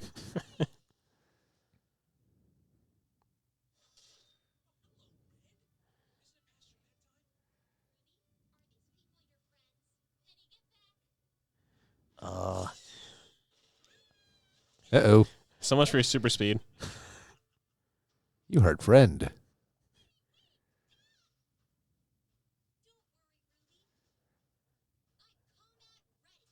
I love that line because like she says it in the last episode when they asked like she's going to be in the tournament, and then she has one of the most badass fight scenes in the entire volume.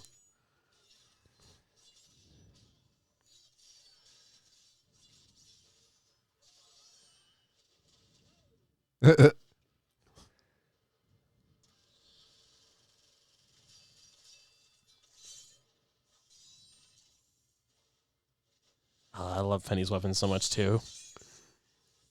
Because like, it's stuff that only works for her. Like, it's very different from just about anything else. Yep.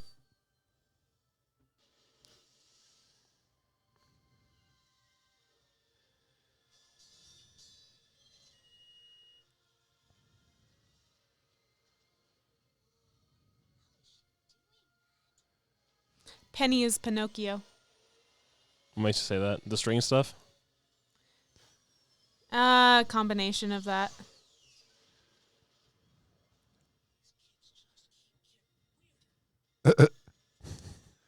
And the fact that she is an android that is essentially playing off as human. That's your theory?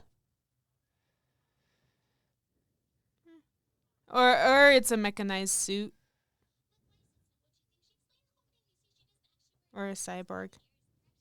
Not that she's just a sheltered girl, because like to me she kind of seems like the opposite of Weiss in a way, where it's like maybe comes from like a richer family but wasn't as open, maybe it was like kept secluded. Maybe that's why she doesn't have friends or doesn't have like good social interactions or anything like that. Because she's wearing like proper clothes like Weiss is. Well, I mean,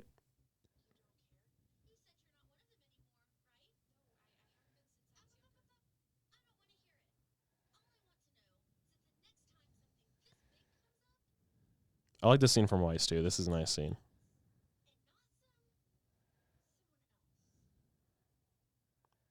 Like just in this volume, you can tell Weiss has matured quite a bit.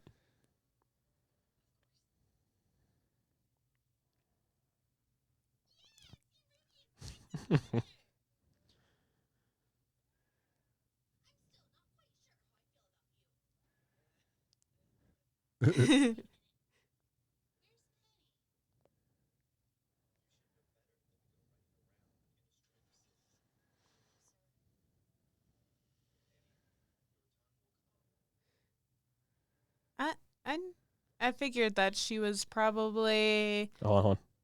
created. Crow. Crow. We've heard the name before. I'll talk in a second.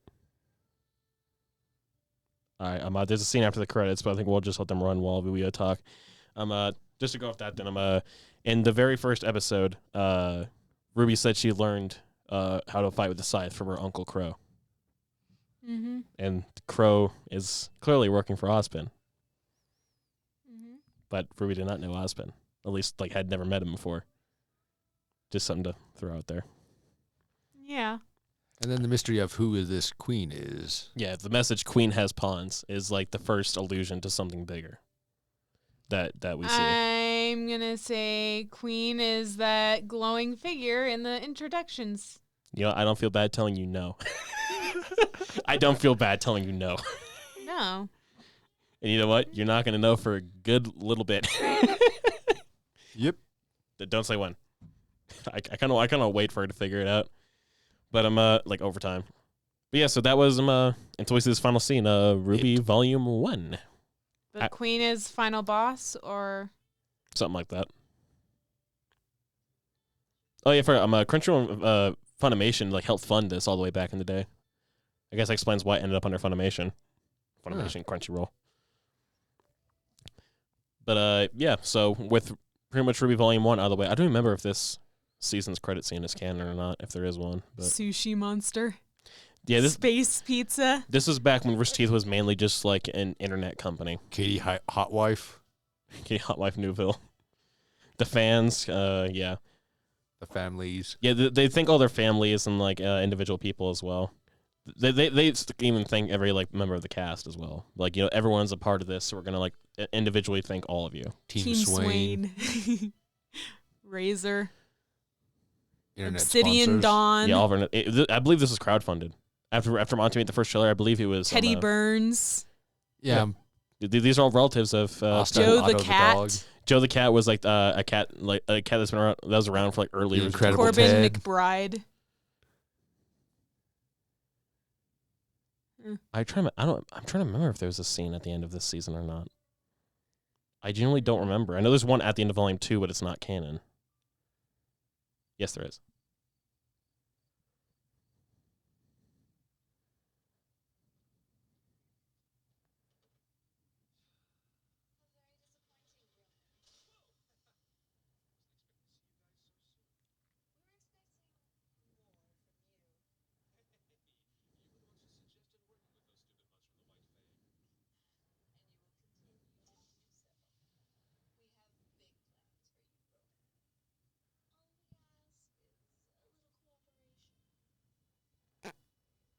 Yeah, those are not animated assets in the back. Those are still arts. But you get a teaser for more characters coming up next volume. Yeah. So with that wrapped up out of the way, let's talk about Black and White in particular. Then I think we can talk about Volume 1 as a whole. Okay. So for Black and White, we had from the conversation between Blake and Sun, talk about her history of the White Fang, all the way up to the dock robbery. Yeah. So what are some thoughts in between all of that?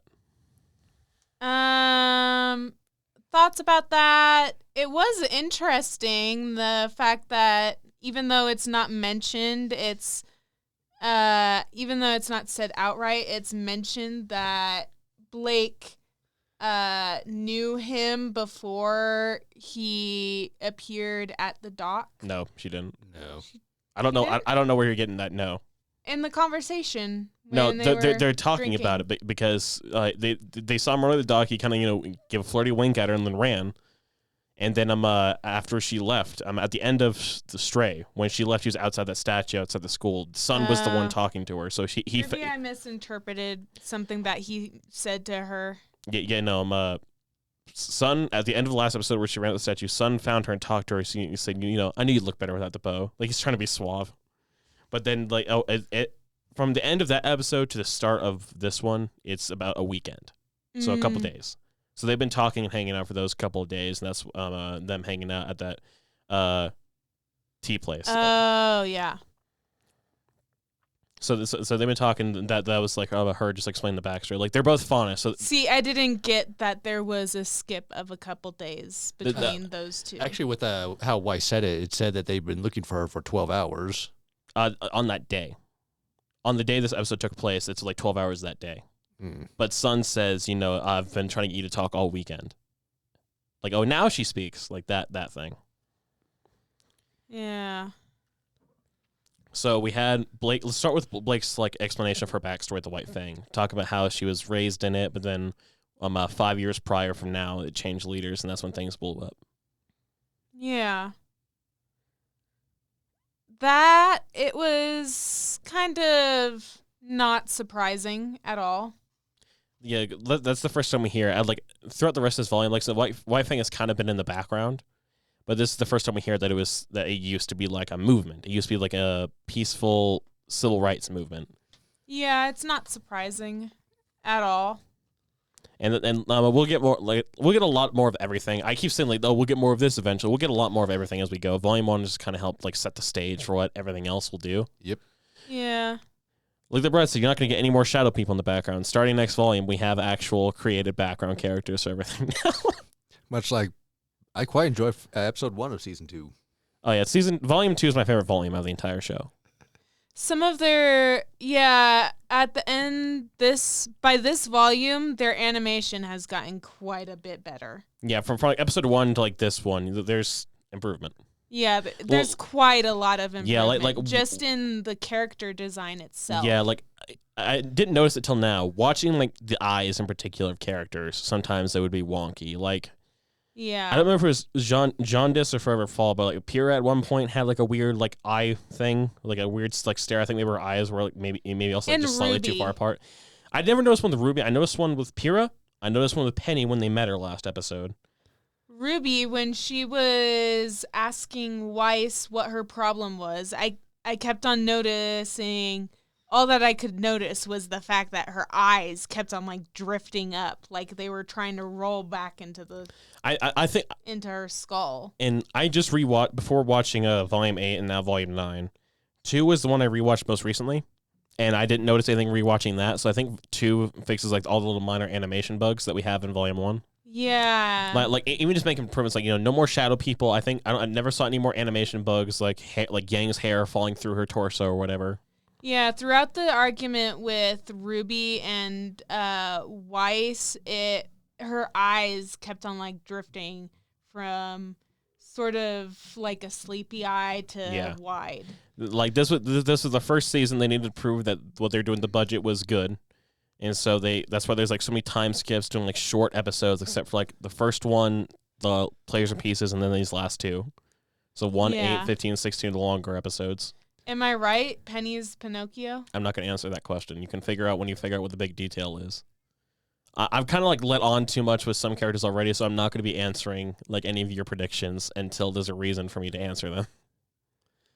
It's like you wanted the whole Android route. I don't know where you're getting the Android thing. I was going more like Weiss, like a sheltered rich girl, I guess. That's why she's so socially inept and like naive.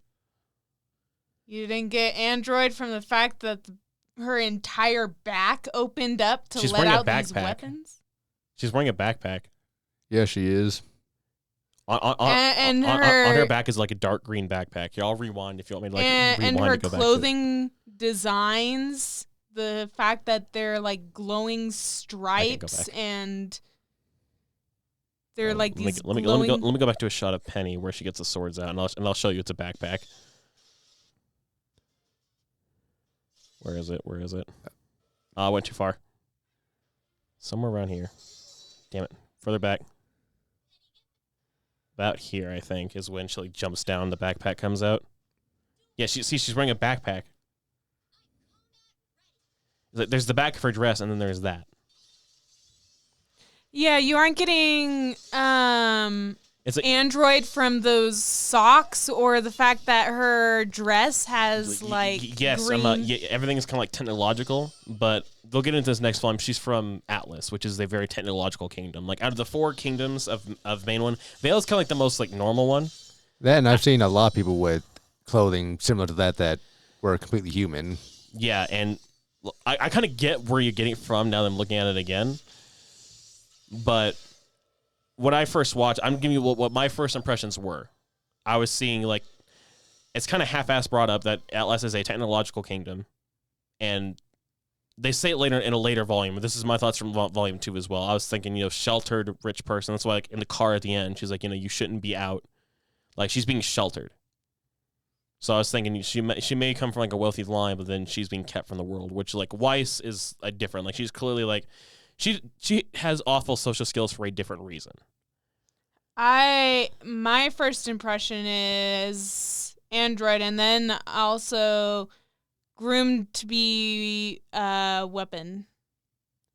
Also, for anyone listening getting frustrated like at this conversation at all, I've seen this all. Lucas has seen most of what we're talking about because nothing else he hasn't seen comes into play anywhere near right now. Katrina's the one going in blind. We're trying not to give her answers, so we're kind of like talking about other thoughts. Like I'm telling you what my initial thoughts about Penny were until something major happened. Yeah, and I'm telling you my initial thoughts. I see where you're coming from. Like I get what you're meaning from it. Now I'm just trying to kind of bullshit my way through this. Like tell you this is what I thought from like this other thing and like stuff you'll see in Volume 2. And I'm still giving you details I shouldn't be telling you, but not about the other things. It's like I think my goal is just until you know for sure about anything, like just brick wall all your answers and like try and stop your predictions just to mess with you. I want to frustrate. It's not working. I'm frustrating you. I want to frustrate you as much as possible. Frustration here. But it's not working. It's backfiring. Instead, you're frustrating yourself by giving me more ammo to frustrate you. But I'm also still building the brick wall. Okay, stop the episode. No, we're not doing Volume 2 today. Okay, Mr. Trump. Wrong. No, stop it. Stop it. No Volume 2. No. Not yet. I'm going to close the tab. Okay, so let's finish up our talk about Black and White, then we'll talk a little. I think we've gotten a lot of our general thoughts about Volume 1 out already. But in terms of Black and White, the episode itself, is there anything else you want to kind of talk about and bring up? Because I know all we had was the backstory with Blake and then the dock robbery. That's pretty much all we had. Yeah, I feel like they haven't really done a lot with Yang yet.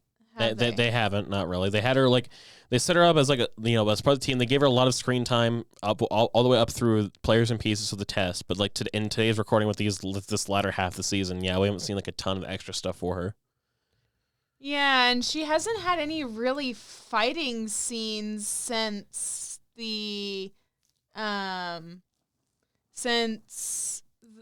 before they got paired up into teams. The entrance exam. Yeah, the entrance exam in the Emerald Forest. Like, with this season, they had plans. The rest of the three have gotten fighting scenes since then. They've got fighting scenes, character developments, yeah. And you get a little bit of Yang's fighting from the test. I mean, they do cut around quite a bit of it. Like, you see when she meets Blake in the test, they cut to Yang and Blake at the pieces, and then that's when all the teams get together and you start seeing them as teams. In terms of individual fights, no, you haven't seen like Yang get too crazy with it, except for a trailer, which the trailer gives her quite a bit. Oh yeah, I think she has the most screen time in any of the trailers. Yeah, I think hers is the longest trailer. But yeah, every other character has kind of gotten their time to shine in terms of Team RWBY, and then Jean and Pyrrha got heavy time with 4 episodes. I'd say technically 2 arcs, but 4 episodes because they split it up into part 1s, part 2s. And they had to decide, what characters do we want to give some development time to? You're giving me the blank ass stare and throwing the soda cap on. It's like you're trying to get me to crack, and I'm not going to. But they chose to mainly focus on. They had Weiss get her major character development. They had a little bit of time with RWBY. They had Blake here at the end, and then we had Jean and Pyrrha. So we got some solid time with them. Yeah. So they had to choose who they wanted to spend that time on, and they spent the most time developing Jean. Yeah, but there's still been some other characters have gotten fight scenes in the episodes that were focused on these characters, but yeah, nothing's just been focused on Yang yet is the big thing. We had the teams form in the entrance exam, but Yang hasn't gotten her focus yet. Yeah. So that's why we've kind of seen more of the others. It's like Jean, we got to see more. We haven't seen Ren and Noor fights in the entrance exam either, but they'll get their time to shine, their own little episodes eventually. Just whoever's the focus on us, so we get more of. Except Penny, but I guess Penny was a bit of a minor focus in these last 2 episodes. Yeah. Which, as your first new character since the entrance exam, you have Sun and Penny. I think of the new characters, I like Penny more than Sun. As someone caught up in the show, I definitely like Penny more than Sun. I love both characters. I think it helps that Michael Jones voices Sun. Yeah, they're good characters. Sun is a good character, but he is also kind of basic. Monkey Man, always basic. He's literally monkey brained. I'm saying it's basic because it doesn't really divert very much from his actual myth. Yeah, like I'm not supposed to. Every character gets their time. That includes Sun and Penny. So we'll eventually get more and more of these characters as we go along. Just it didn't happen this volume yet. Yeah. So I think that's all we have about the Stray. Any other like general thoughts about Volume 1 as a whole? Now that you've seen a full season of RWBY? Volume 1 as a whole, I feel like they're starting to figure out what they're heading towards. Yeah, they're wanting Volume to 1, I like to say, like, not necessarily filler because, you know, it's the first season. It's kind of groundwork for everything else RWBY is going to be. Yeah, I feel like this Volume 1 is more like them trying to feel out how they want to progress with the story. Yeah, they're just figuring out what everything is that they want to do. Yeah, and setting up some background. The groundwork has been laid. Like Volume 1 kind of walked so 2 and 3 could run for this section of the story, because like every 3 seasons you generally have this what I consider an era of like a little era in RWBY. So Volume 1 to 3 is an era, 4 to 6 is an era, 7, 8, and maybe 9 will end off what this era is. I guess we'll find out in a couple weeks when 9 is over. But for the Volume 1, I guess you could look at Volume 1 as more setting groundwork for just the series as a whole as well, because like because it's giving you a lot of background information. Volume 1 has less world build than character build. It gets you to care about the characters before throwing too much of the world in. That's why characters like Torchwick was only in the first episode, and now he comes back. White Fang was offhandedly mentioned at the end of the first episode and now comes back. They didn't add as much focus on the background as they did, like making you care about these characters, so that when you fully present the world around them to the viewer, you can start getting invested in the world then. They're getting the character, what's the word I'm trying to think of now? And the character investment out of the way for the most part now. Right. It's like, even for characters who didn't get like a changing arc, you still love Yang for being, you know, lovable, fun, like kind of like rough and tumble girl. You still have Ren and Nora having like a pretty good partner dynamic, and Nora just being like a great source of comedy among all the teams, and Ren being that foil for her, being the stone serious, the straight man to the comedy duo. I mean, and then we made a bunch of things like Arsa Skin Rugs. She's been having the stream for like a week now. Like that entire interaction, you immediately get the dynamic between Ren and Nora.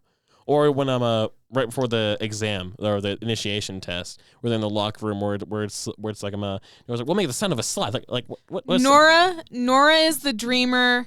Ren is the down to earth. I don't know if it's just Nora's dreamer. She's just very like energetic, and Ren is more calm. So that's why the interesting locker room is like you know, we have like a signal. It's like making the sound of a sloth, and then Ren's like, Nora, yes, Ren. I don't think sloths make a lot of noise. That's why it's perfect. Like the entire intro to that episode was just Ren and Nora having that conversation, and it's great. I feel like Ren is sort of acting like Nora's conscious, or the one who pulls her down to earth. He's the more calm, logical one. She's like, you know, more energetic. We'll break his legs. Yeah, Ren is like her grounding. He acts as like he helps ground her. They are perfect foils of one another. Yeah, They work pretty well.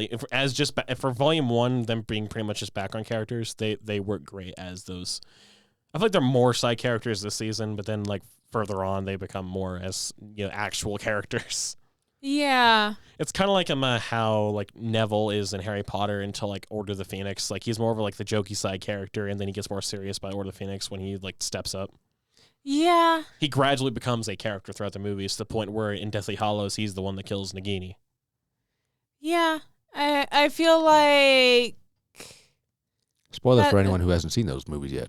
Deathly Hallows Part 2 came out 10 years ago. If you haven't seen it yet, that's on you. Yeah, I actually haven't seen it yet. But then again, I don't really care much for the Harry Potter movies anymore. So you don't care much for Star Wars. We're getting off topic now. All right, How so dare you? How dare I? just wait. I have Sorcerer's Stone and Chamber of Secrets on the hard drive. That will be in the pipeline for movies eventually. I am a hardcore Harry So Potter then Lucas fan. disappears one day. It's like, nope. Nope. He comes in like Ruby. Nope. Slams door. I am very much a Potterhead. I'm more of a Star Wars fan, but I love Harry Potter. Anyways, Ruby. Well, I could say some, but that might be too much for this. Ruby. So any other, as someone who hasn't seen it yet and someone who's revisiting it, Lucas, like for like each of you individually, what was it like seeing Volume 1 as a first timer and kind of looking back on it? Because I still think this is classic, but I think Volume 2 takes everything and rolls with it. Volume 2 is, I've said it like multiple times now in this commentary. Yeah, Volume 2 is my favorite season. There isn't really much to say that I haven't already talked about. What do you think of the premise now that you have a general understanding of the world? Like, you kind of had like a baser idea just watching the first episode in the trailers, but now that you have the exact context of what the premise of the show is, like, what do you feel about it? It is interesting. I'm not super invested in the storyline yet, but yeah, like this season isn't meant to get you invested in the larger parts. It's meant to get you invested into individual characters.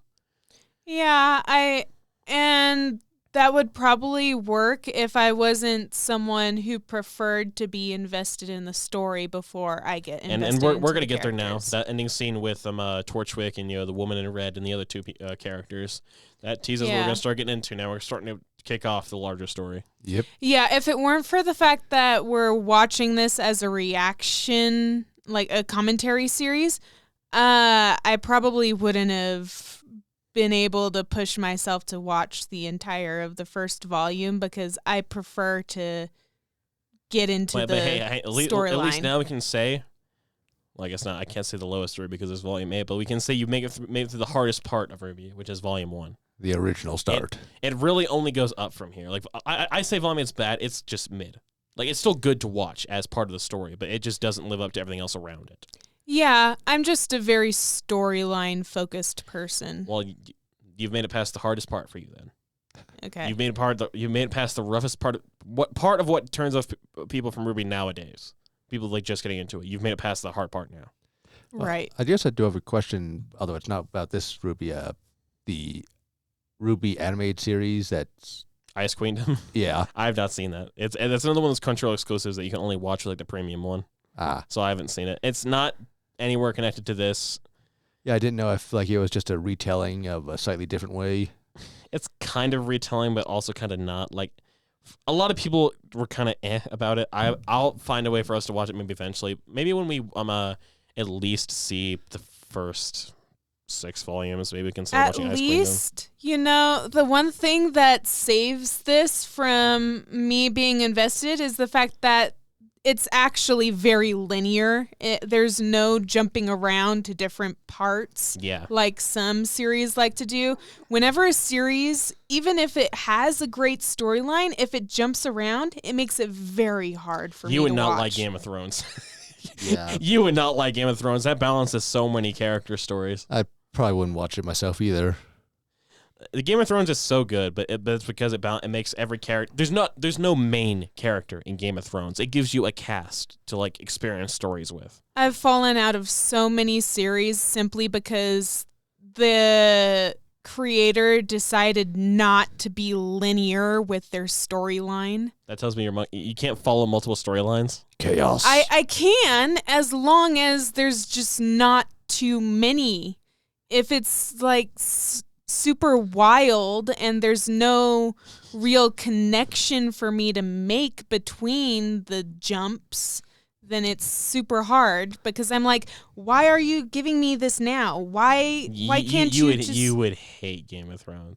Alabama man. And it's like sometimes you'll have episodes that like have maybe like 5 to 10 minutes per story in the episode. Like you'll maybe get 5 to 10 minutes with a character and you'll hop to the next one. Sometimes you just have full episodes just to one story. You would not like Game of Thrones. No, I would not. And I feel like the worst part is like some of the best episodes are the ones that stick to one story. Battle of the one Bastards. The Long Night. That was a really good episode.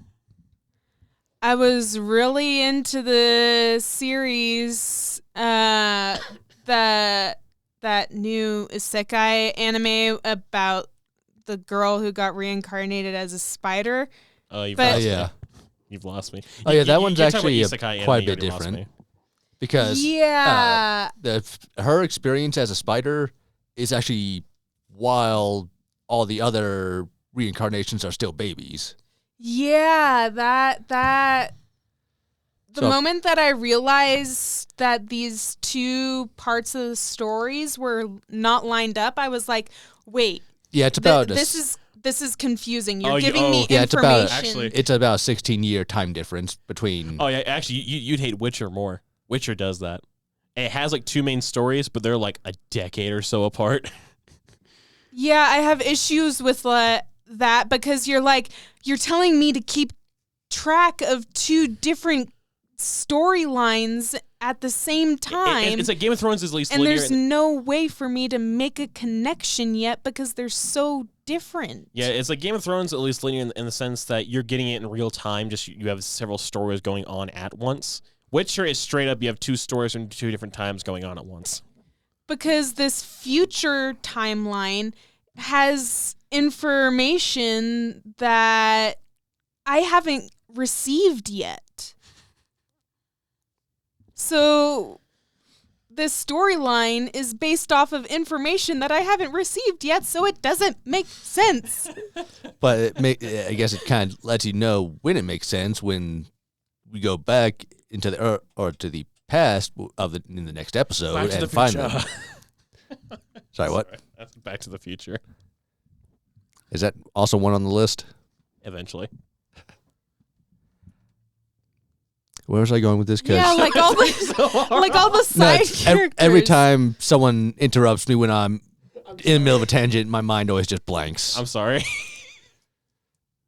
When you said go back to like the previous. RWBY. We're almost at 2.5 hours, and we Yeah. watched less today. Yeah. But this is taking up 10 minutes of us not talking about RWBY.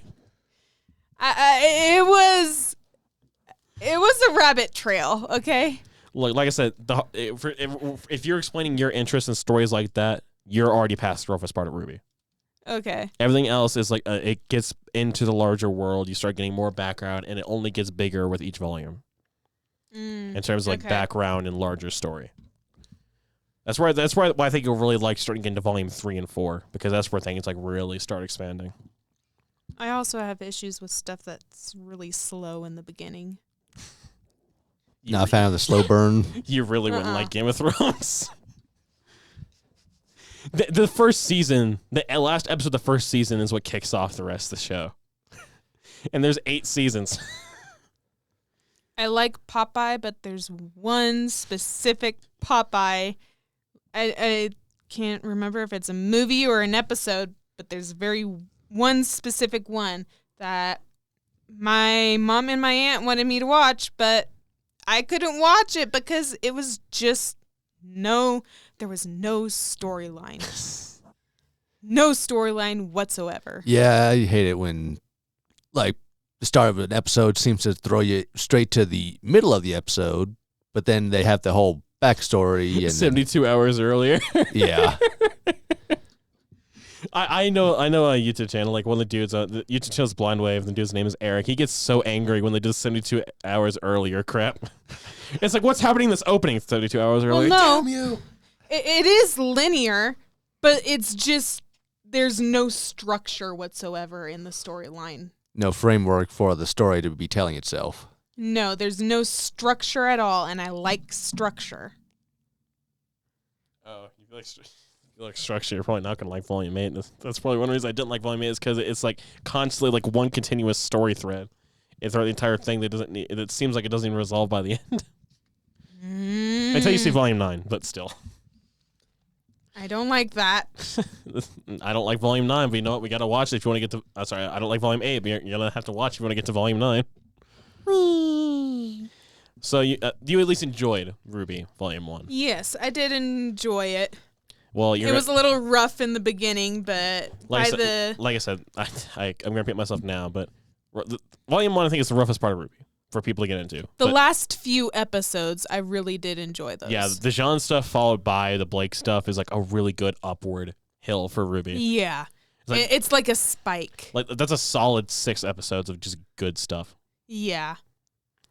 So Volume 2 does good. Like I said, Volume 2 is my favorite one, and it has some of the best stuff just in RWBY, even by today's episodes. I think Volume 2, in my personal opinion, is peak RWBY, but some people would probably say Volume 3 is where RWBY hit its peak. Just because some people hate on newer RWBY, but I think RWBY is still solid all the way throughout. Yeah. Yeah. So I'm glad we got that out of the way. Next time we do a RWBY commentary, we'll be starting Volume 2. Yeah. So unless you guys want to do some of the World of Remnant stuff while we have time. Some of those world building videos, unless you guys just want to wrap this up right now. If it'll spoil anything for me. World of Remnant is just background lore stuff. I don't even know when we would start watching those. Hold on. How long are those ones? They're like 2 or 3 minutes. They're just like little bits of background lore. Maybe we can watch it at the beginning of the next one. Hold on, I need to look at like when to watch World of Remnant. Oh, yeah, because some of these World of Remnant videos probably came out even after season 2 or 3. Some of these don't matter because they are just world building things, but Some of them might have bits and pieces of the season of the later seasons. I don't think I actually watched any of the World of Remnant videos. it says we some people are saying watch the Volume 2 World of Remnant before watching Volume 2, so maybe we could you guys want to wrap it up while I have time. You want to watch some now and you want to watch some at the top of next week? How about the top of next week so that we have Okay. it fresh in our minds? Okay. So in that case, that has been the latter half. Did I say lauder or ladder? I couldn't tell. Lauder. Latter half of RWBY Volume 1. And I kind of feel bad because that's the last time you're going to hear that opening for RWBY, and that's like the most iconic one. This will be the day we've waited for. I think it was always season 2 and season 3 openings that stuck in my head more. I think the Volume 3 opening is kind of unremarkable, but the Volume 2 opening, I think everything about Volume 2 is just top. The opening, the story, characters, anything with Volume 2. I have a very different taste of music than you do, so I mean, I like rock, but I prefer classic rock. Volume 2 isn't as like hard rock as this one is. I use hard rock very, very liberally because this is not hard rock. Yeah, I'm pretty sure my taste in music is much odder than both of yours.